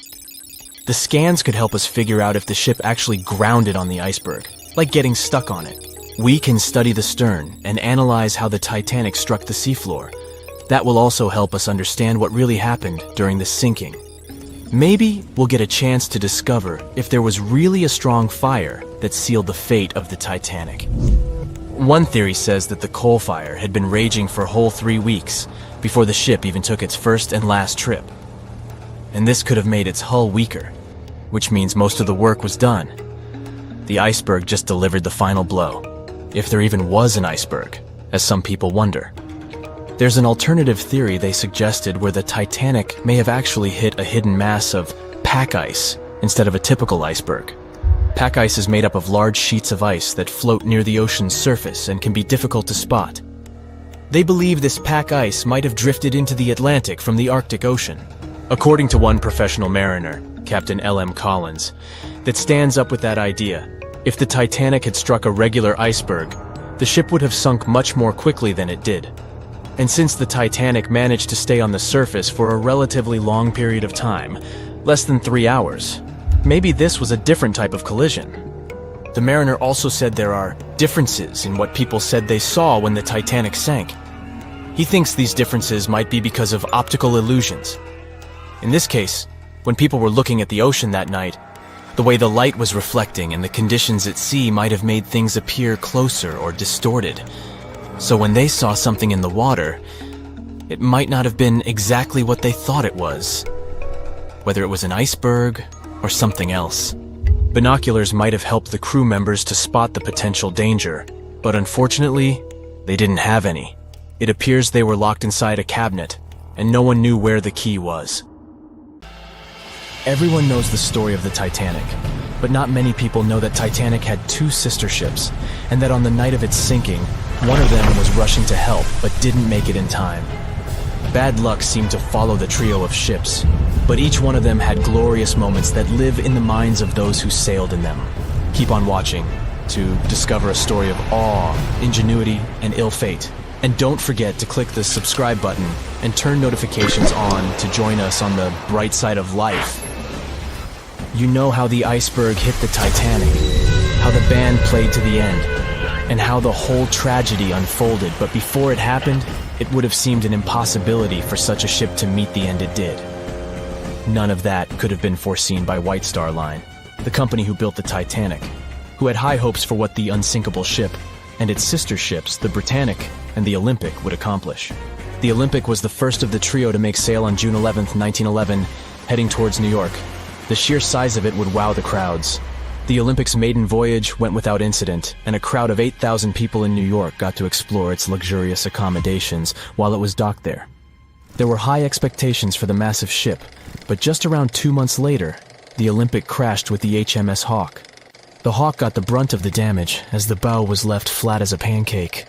After the crash, the Olympic made its way slowly back to Belfast, where the Titanic was being constructed. On the dock, people could see the 2 enormous ships side by side, as parts of the Titanic were used to put the Olympic back in shape. A rare sight to behold. And on April 14, 1912, the Titanic hit an iceberg, and minutes later, the crew radioed nearby ships for help. That night, the Olympic was returning from New York when it received the distress signal. The ship turned around and rushed at full speed towards the Titanic, but they were so far away that they would have arrived next night. At some point during the early hours of April 15, 1912, the crew of the Olympic decided they wouldn't make it in time and stopped course. The survivors of the Titanic were eventually rescued by the Carpathia. Olympic was set up with lifeboats for all crew and passengers after the Titanic sank. It went from having 20 lifeboats to 64. Changes were also made to the watertight bulkheads, and an extra hull to construct a type of double hull was installed. It was determined that a double hull would have kept the Titanic from sinking. For several years, Olympic was used in the war effort against Germany. Throughout the years, Olympic carried over 200,000 passengers, which included thousands of Americans fleeing from Europe and troops battling during World War I. One of the most significant moments for this ship was when it struck a German submarine and sank it. It was discovered that the submarine was preparing to fire a torpedo on the Olympic before Olympic rammed it. The Olympic ended up sailing the seas for 3 decades, which earned her the nickname of the Old Reliable, despite some previous accidents. It went on to help the survivors on the HMS Audacious when it was sinking, and do what it couldn't for its sister, Titanic. Eventually, bad luck caught up with the Olympic.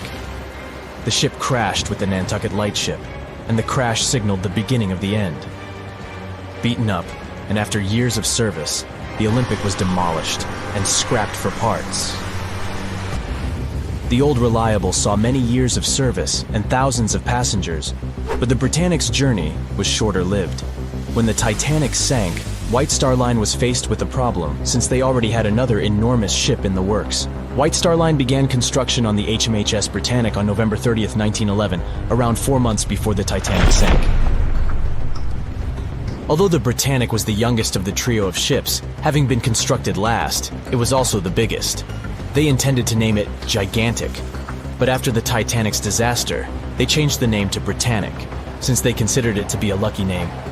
With the Titanic sinking, the White Star Line underwent rigorous investigation, and many changes were made to the Britannic's design. The Britannic looked very similar to the Titanic, and it had what was at the time the largest marine turbine in the world, able to reach faster speeds than the Olympic. With Titanic's fate fresh in their minds, everything possible was done to ensure the safety of this newer ship. The Britannic was eventually launched on February 26, 1914, almost 2 years after Titanic met its end. After the Titanic's disaster, the White Star Line wanted the Britannic to redeem their name. The Britannic was on its way to becoming a successful ship. It transported passengers for over a year and a half when the British government requisitioned it and turned it into a hospital ship during the beginning of World War I. The ship became an even more impressive sight to look at. It was painted all white, with enormous red crosses on its side to indicate it was a hospital ship. One of the ship's surgeons, Dr. J.T.H. Beaumont, thought of it as the most wonderful hospital ship that ever sailed the seas. It could treat as many as 3,309 patients at once. This is how the Britannic became His Majesty's Hospital Ship, or HMHS Britannic. Though the sight of this magnificent ship must have put a smile on a wounded soldier's face or two, the Britannic didn't operate for long. Just a year after it was turned into a hospital ship, the Britannic was making its way through the Aegean Sea to pick up wounded soldiers, when it was struck by a loud explosion. The passengers didn't know what had happened, but headed to the deck to disembark. It is unclear what hit the Britannic, but the general consensus is that it was struck by a mine left by a German U-boat, though some still believe a torpedo hit it. The captain tried to move the ship to a beach close by, but the ship was sinking fast. In the desperation, against the captain's orders, several crew members launched lifeboats and disembarked. But since the ship was moving and the propellers working, the lifeboats were sucked and destroyed by the propellers. Though so much effort had gone in to ensure the Britannic was safer than the Titanic, whatever explosion occurred left the Britannic in the same dire condition as the Titanic in just 10 minutes. In a cruel twist of fate, it also sank in the ocean.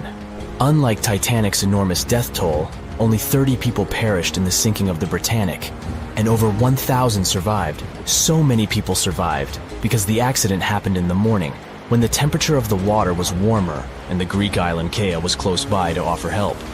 In the end, the Britannic only sailed the seas for over 2.5 years. The bad luck that followed the Titanic and the Britannic and the accidents and demise of the Olympic was remarkable. But what was most impressive is that there was a woman who sailed on all 3 ships and survived. Violet Jessup was a crew member and nurse aboard the ships. She was there when the Olympic collided with the HMS Hawk in 1911 and disembarked safely. 2 years later, she escaped the sinking of the Titanic in lifeboat number 16, and she showed some women it was safe to board the lifeboats. You'd imagine that would be enough to keep her from ever getting on a boat again, but not for her. A few years later, she served as a nurse in the Britannic while it was used as a hospital ship. When the explosion occurred, Violet jumped overboard, was pulled under by the water, and hit her head on the keel but survived. Can you imagine her experience? She must have had nerves of steel. All in all, the trio of ships saw journeys of triumph and tragedy. ill fate might have followed them, but all the survivors were left with incredible stories to tell. So tell us, Brightsiders, would you have liked to have seen any of these ships in real life? Let us know in the comments section. Don't forget to give this video a like, share it with your friends, and click subscribe to stay on the bright side. The year was 1854, and the SS Arctic, the fastest passenger liner of its time, set out to cross the Atlantic. As it sailed through the misty veil, it slowly disappeared into the unknown. The Collins Line, an American shipping company, was started in 1818 and only began seriously trading in the transatlantic by 1835. Its steamships crossed the Atlantic from Liverpool to New York within just 10 days. Doesn't sound like a great speed today, I know, but back then, the same thing took other ships several weeks. Light on the water with their wooden hulls, powering through with a strong steam engine, those steamships were the favorite choice for many high-profile people.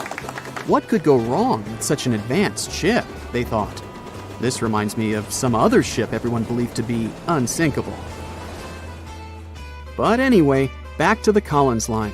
It grew to be a serious contender on transatlantic routes, with only one other competitor, the Cunard's Line.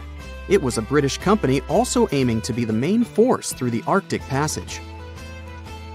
In 1835, the company received a new ship that traveled to Liverpool and came back to New York with the largest cargo ever at that time. From then, the Collins Line was steadily growing. It seemed like there would only be future successes for it. Unfortunately, their lavish ships became costly to run with the amount of coal used. Massive power along with weak wooden hulls meant they needed many repairs after each voyage. So, every trip ended up being expensive.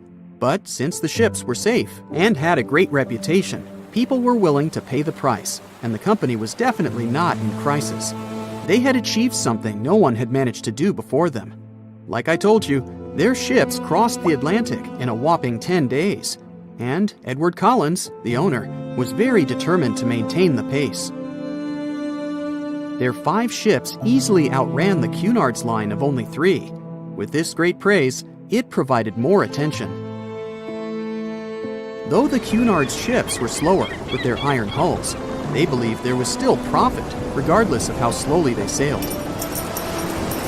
Among Collins' ships, the Arctic, the third of them to be launched, was the largest, reaching 284 feet long, with 2 side-lever steam engines, each with 1,000 horsepower.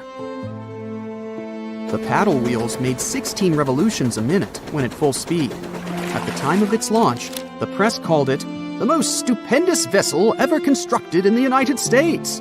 But glamour and fame couldn't avoid what would come next. On the 27th of September, the Arctic was on its journey from Liverpool to New York, continuing a speed pace through the thick fog.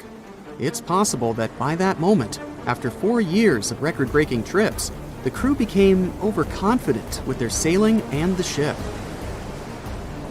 Going only 50 miles from Newfoundland, they carelessly continued through the fog with no radio contact, sonar, or any other form of identifying objects, equipped only with Morse code.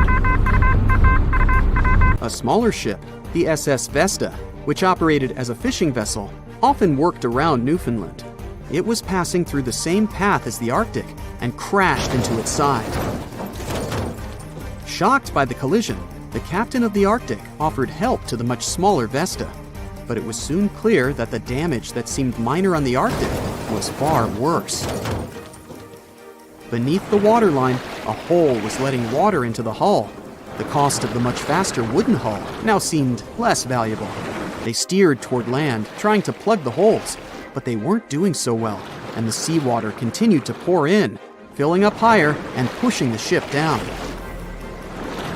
And finally, once the engine room was full, it put out the boilers, taking away the massive power the Arctic was once legendary for.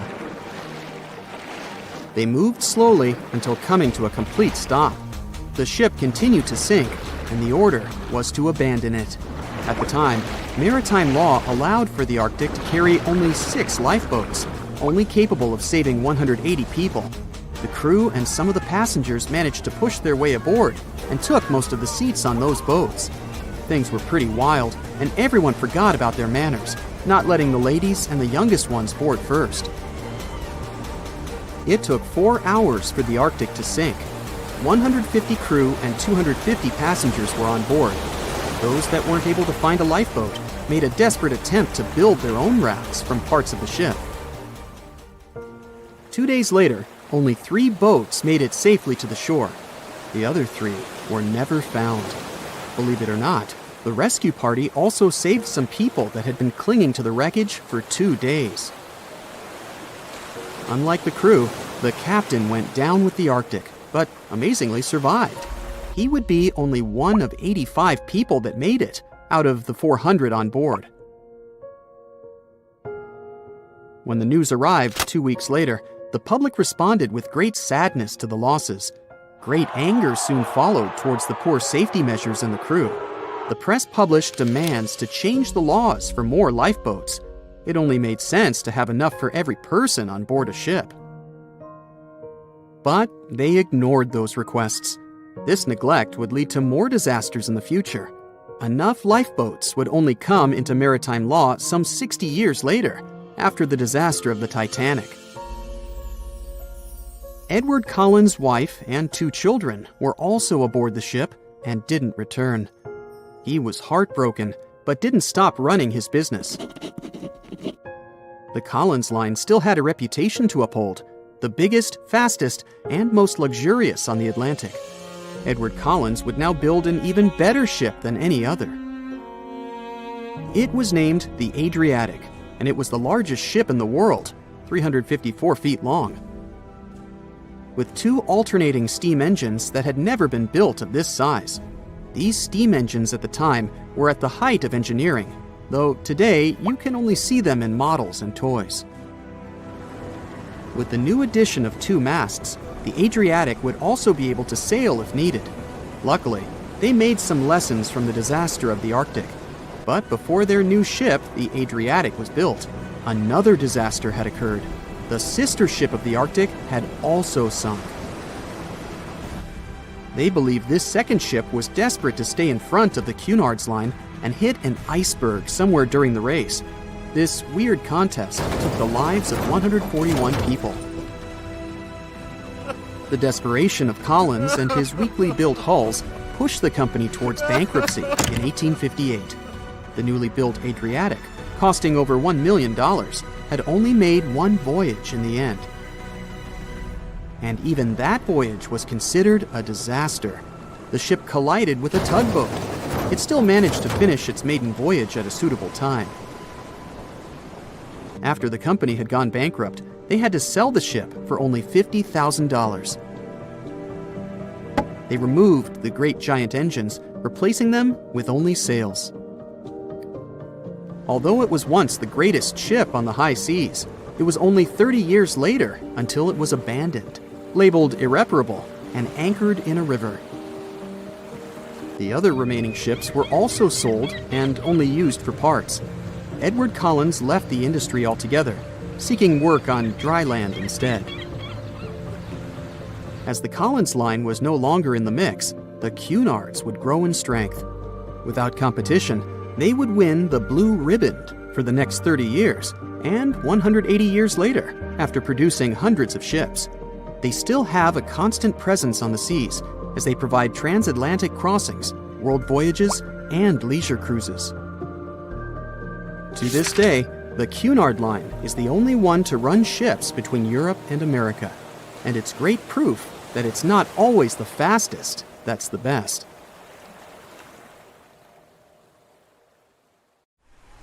Back when it was built, the Titanic was one of the largest and most luxurious passenger ships, with high-class features like a grand staircase, a swimming pool, and a gymnasium. People thought it to be unsinkable because of its advanced safety devices. Its tragic sinking on its maiden voyage in 1912 proved it wasn't at all the case. It wasn't until 1985 that the Titanic's wreck was finally rediscovered using state-of-the-art sonar technology. Ever since, thousands of items have been recovered from the Titanic, many of them being put on display or sold for auction. Things like jewelry, a life jacket, a menu from the ship's restaurant, or even a sample square of carpet from the first-class stateroom have all baffled the public and told stories of the many on-board people. Scientists have even tried to come up with strategies to get the Titanic back up. Not because they want to put it up for display, but so it can be properly studied, and more importantly, to stop it from getting more and more damaged at the bottom of the ocean. Some have suggested filling the wreck with ping pong balls to make it float, while others even considered injecting it with 198,000 tons of Vaseline. Another creative solution was proposed, the idea of using a giant claw or scoop to lift the Titanic. Nobody came up with this device. Using 500,000 tons of liquid nitrogen to trap it in an iceberg that would float to the surface was also considered, but all these potential strategies had to be eventually let go, since the Titanic is way too fragile to ever be recovered. As the Titanic's iconic bow railings are in danger of collapsing, metal-eating bacteria continue to chew away at the ocean liner's wreckage. An undersea exploration company plans to gather data about the ship's deterioration in annual expeditions. They hope this will help them learn more about the Titanic, and also more about the ecosystem that shipwrecks create. The over 100-year-old ocean liner is also being damaged by deep-sea currents daily. Some experts predict that the ship could disappear in a few decades due to holes in its hull. The deck that passengers crowded on as the ship sank has caved in.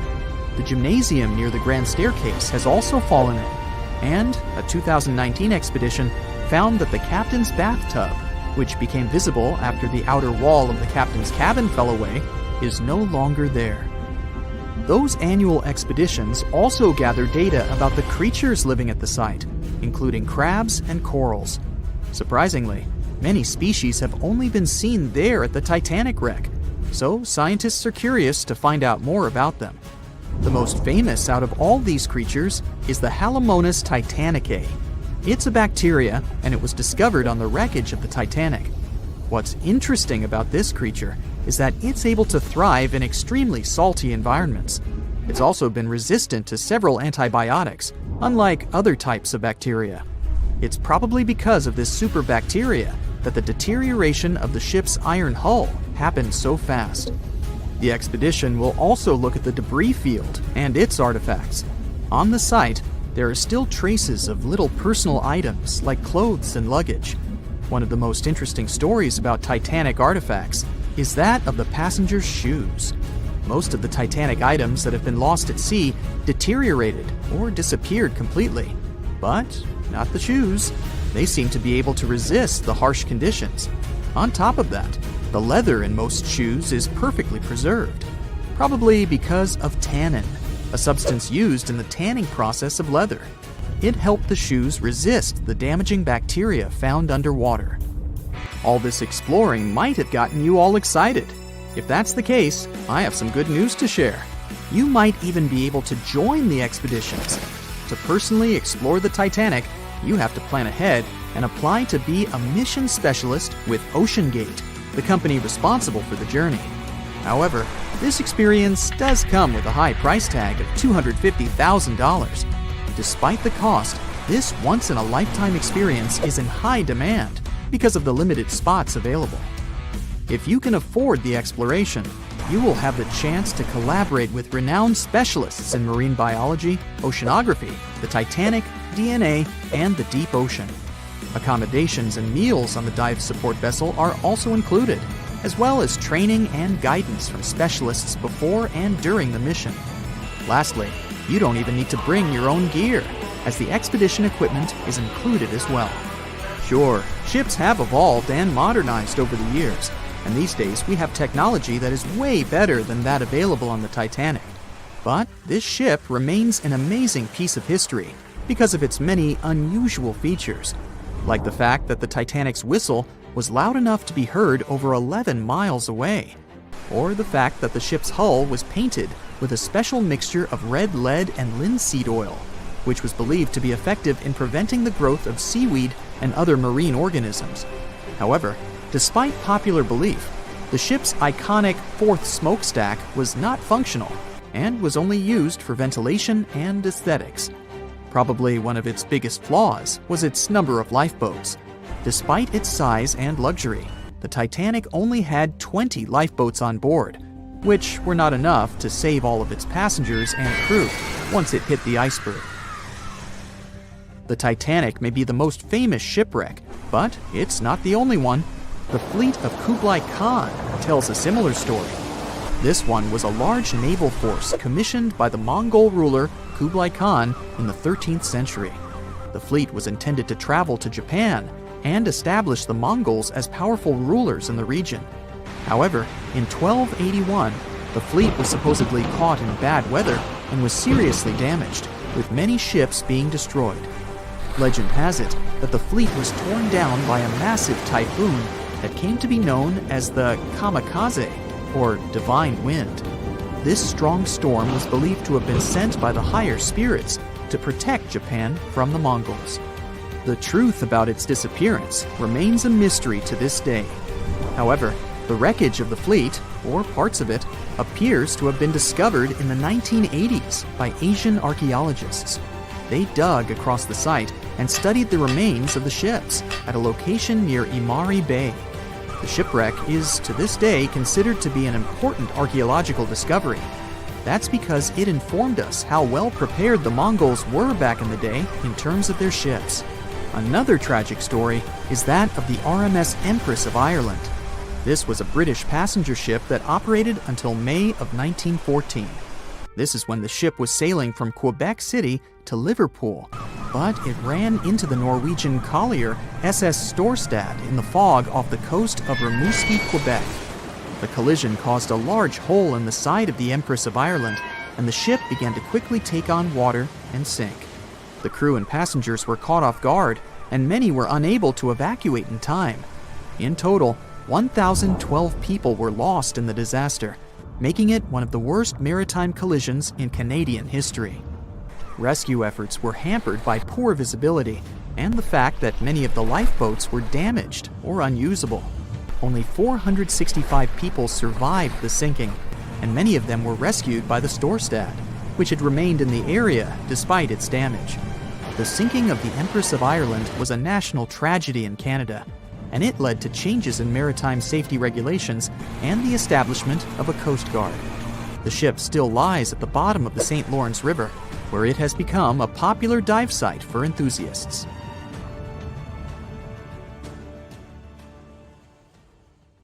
No one could ever have imagined that the unsinkable Titanic would collide with an iceberg, except for one man, William Thomas Stead. Well, not directly, of course. It's not like he jolted out of bed one day, envisioning the fall of the Titanic.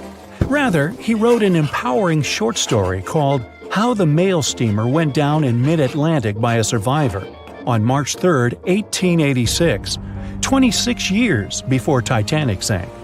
Okay, let's do a super quick recap. Titanic was traveling from Southampton to New York in April 1912 in the North Atlantic. The ship hit an iceberg, and less than 3 hours later, it was completely underwater. Out of 2,208 people on board, just 706 survived due to the limited number of lifeboats and icy cold water. Another passenger ship, Carpathia, heard the distress call, picked up the survivors, and brought them safely to New York. The short story William Stead wrote was about Thomas, a British sailor, who got on a passenger liner bound for the U.S. At one point, the protagonist realized there weren't enough lifeboats for everyone on board the ship in case something happened.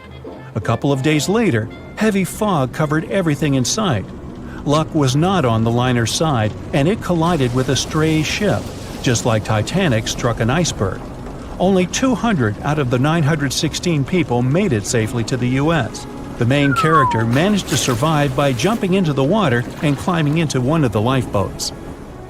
Now, you'd think that the story riled up everyone in the industry to add extra lifeboats on ships. But sadly, it received very little attention when it was published. Even more tragically, William Thomas Stead was on Titanic when it sank, and he didn't make it. The survivors who knew Stead mentioned that he had always been cheerful and had loved to chat during meals. He complimented the ship's design and how sturdy it was.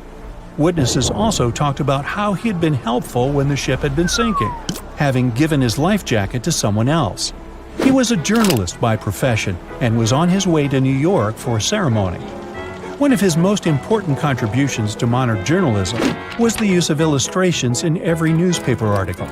He also introduced newspaper interviews, and they're still used to this day along with illustrations.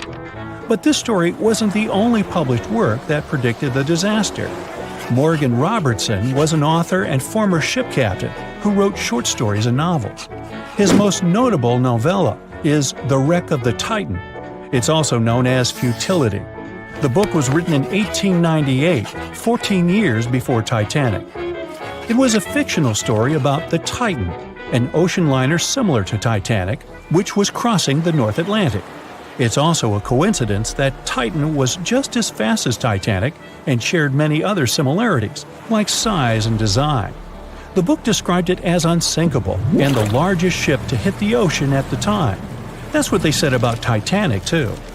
Another eerie similarity was the limited number of lifeboats it had. The story took place in April, and that's when Titanic set off on its journey and hit the iceberg. The Titan story also mentioned that barely anyone had survived that horrible accident. Unlike Stead's story, the protagonist of Robertson took a different path. The Titan sinking happened somewhere halfway through the book, so after the accident, the main character went on with his life. The book was brought back into the spotlight after the Titanic disaster. How could someone describe the events that took place almost a decade later so accurately? Many started to believe Robertson could see the future. But the reality was that Robertson knew his way around a ship. It was easy for him to write down the nitty-gritty of things without doing more research. Realistically, one of the biggest threats for ships at that time was hitting an iceberg or colliding with other ships. The next story sounds somewhat mysterious.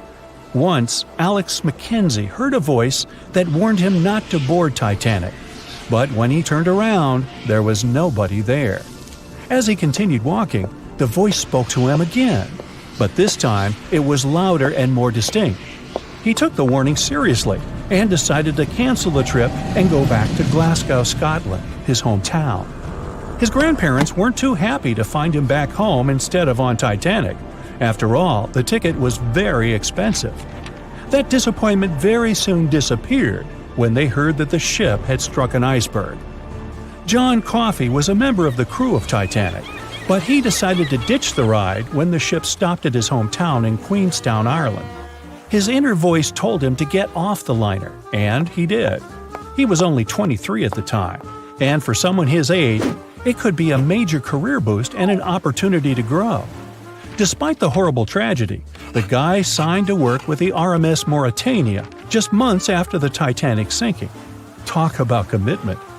Some added info was revealed about what may have contributed to the fall of Titanic. The constructors insisted that the ship was unsinkable, but many people later theorized that the vessel's steel plates had been too frail for the freezing Atlantic water. It may have caused the rivets to pop, allowing ocean water to seep inside. Another theory is that there may have been a fire in the hull of the Titanic that had been raging for 3 weeks before the voyage. The fire softened the steel, allowing the iceberg to cut through it like a hot knife through butter. Some pictures before the ship set off on its journey show black marks on the hull, which could have been caused by fire. Either way, the iceberg would have caused significant damage in any case, no matter if there was a fire or not. Some people also blame those who designed the Titanic. The ship was built with large joints at the bottom, which probably snapped easily during the collision. Of course, these are all theories, but we know for a fact that the iceberg was the main character of this drama, and that the works of Stead and Robertson should have been taken seriously. Either way, this should be a lesson for the future, helping to prevent similar tragic accidents. By the way, ocean liners and passenger ships wouldn't exist if it hadn't been for Thomas Newcomen. In 1712, he invented a steam engine that was so strong it could produce enough energy to power a ship. And a century later, in 1819, the first steamship traveled across the Atlantic Ocean to Liverpool, UK. It only took the vessel 29 days to cross the ocean. The passenger ship industry boomed in the early 1900s when it became easier for people to move to America or go on holidays. As decades rolled by, the use of aircraft stole the spotlight from passenger ships since planes were faster and more efficient.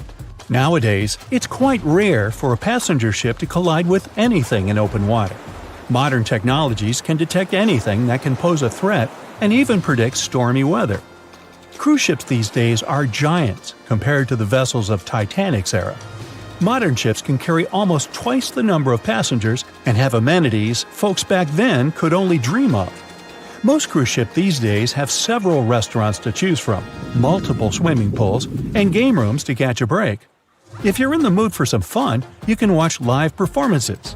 Don't forget about the helicopter pad, because why not? Don't worry if you start feeling unwell.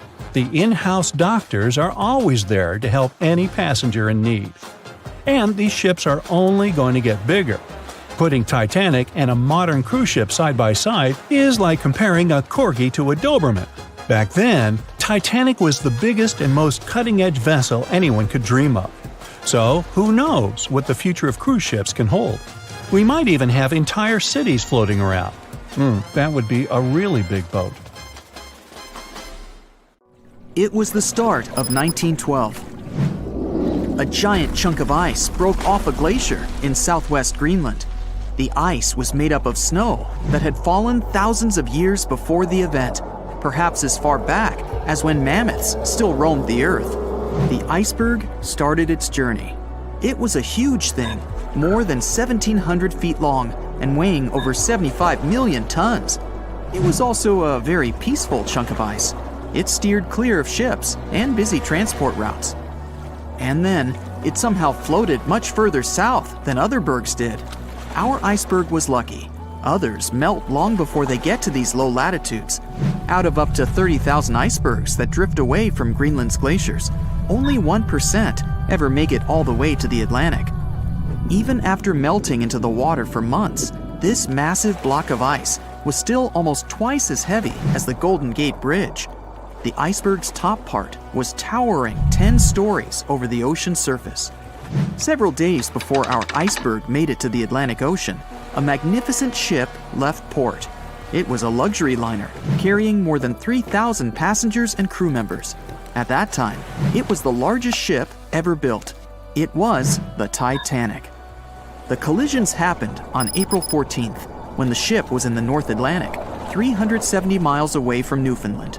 Unable to divert its course, the ship ruptured at least 5 of its hull compartments. They started to fill with water at an alarming speed. The Titanic's compartments weren't capped at the top. That's why the water spilled over and started to flood each succeeding one. The front of the ship began to sink, causing the back part to lift vertically into the air. And then, with a deafening roar, the liner broke in half. The rest is history. But what happened to the iceberg after that? On April 15th, the German ocean liner SS Prinz Adalbert was sailing through the North Atlantic. It was traveling a few miles away from the place where the Titanic had sunk several hours prior. The German ship's chief steward, who hadn't learned about the disaster yet, saw an iceberg. What drew his attention was a large streak of red paint going along the iceberg's base. Surprised, the man took a photo of his discovery. He thought the paint meant a ship had hit the iceberg within the past 12 hours. The next person who saw the iceberg and took another photo of it was the captain of a vessel laying deep-sea telecommunication cables. The ship was sent to help in the area where the Titanic had sunk. The captain later claimed the iceberg he'd seen had been the only one in that area, plus the red paint. It wasn't difficult to connect the dots. In 2015, one of these photos sold at auction for over $32,000. And still, experts are unsure whether the image really shows the infamous block of ice. It might be a simple iceberg that had been floating nearby at that time. The great unsinkable ship was gone, sunken to the bottom of the North Atlantic, where it remains to this day. But the iceberg continued on its way, perplexing a few witnesses and slowly melting into the surrounding water. It would vanish completely before the end of the year. That's it for today. So hey, if you pacified your curiosity, then give the video a like and share it with your friends. Or if you want more, just click on these videos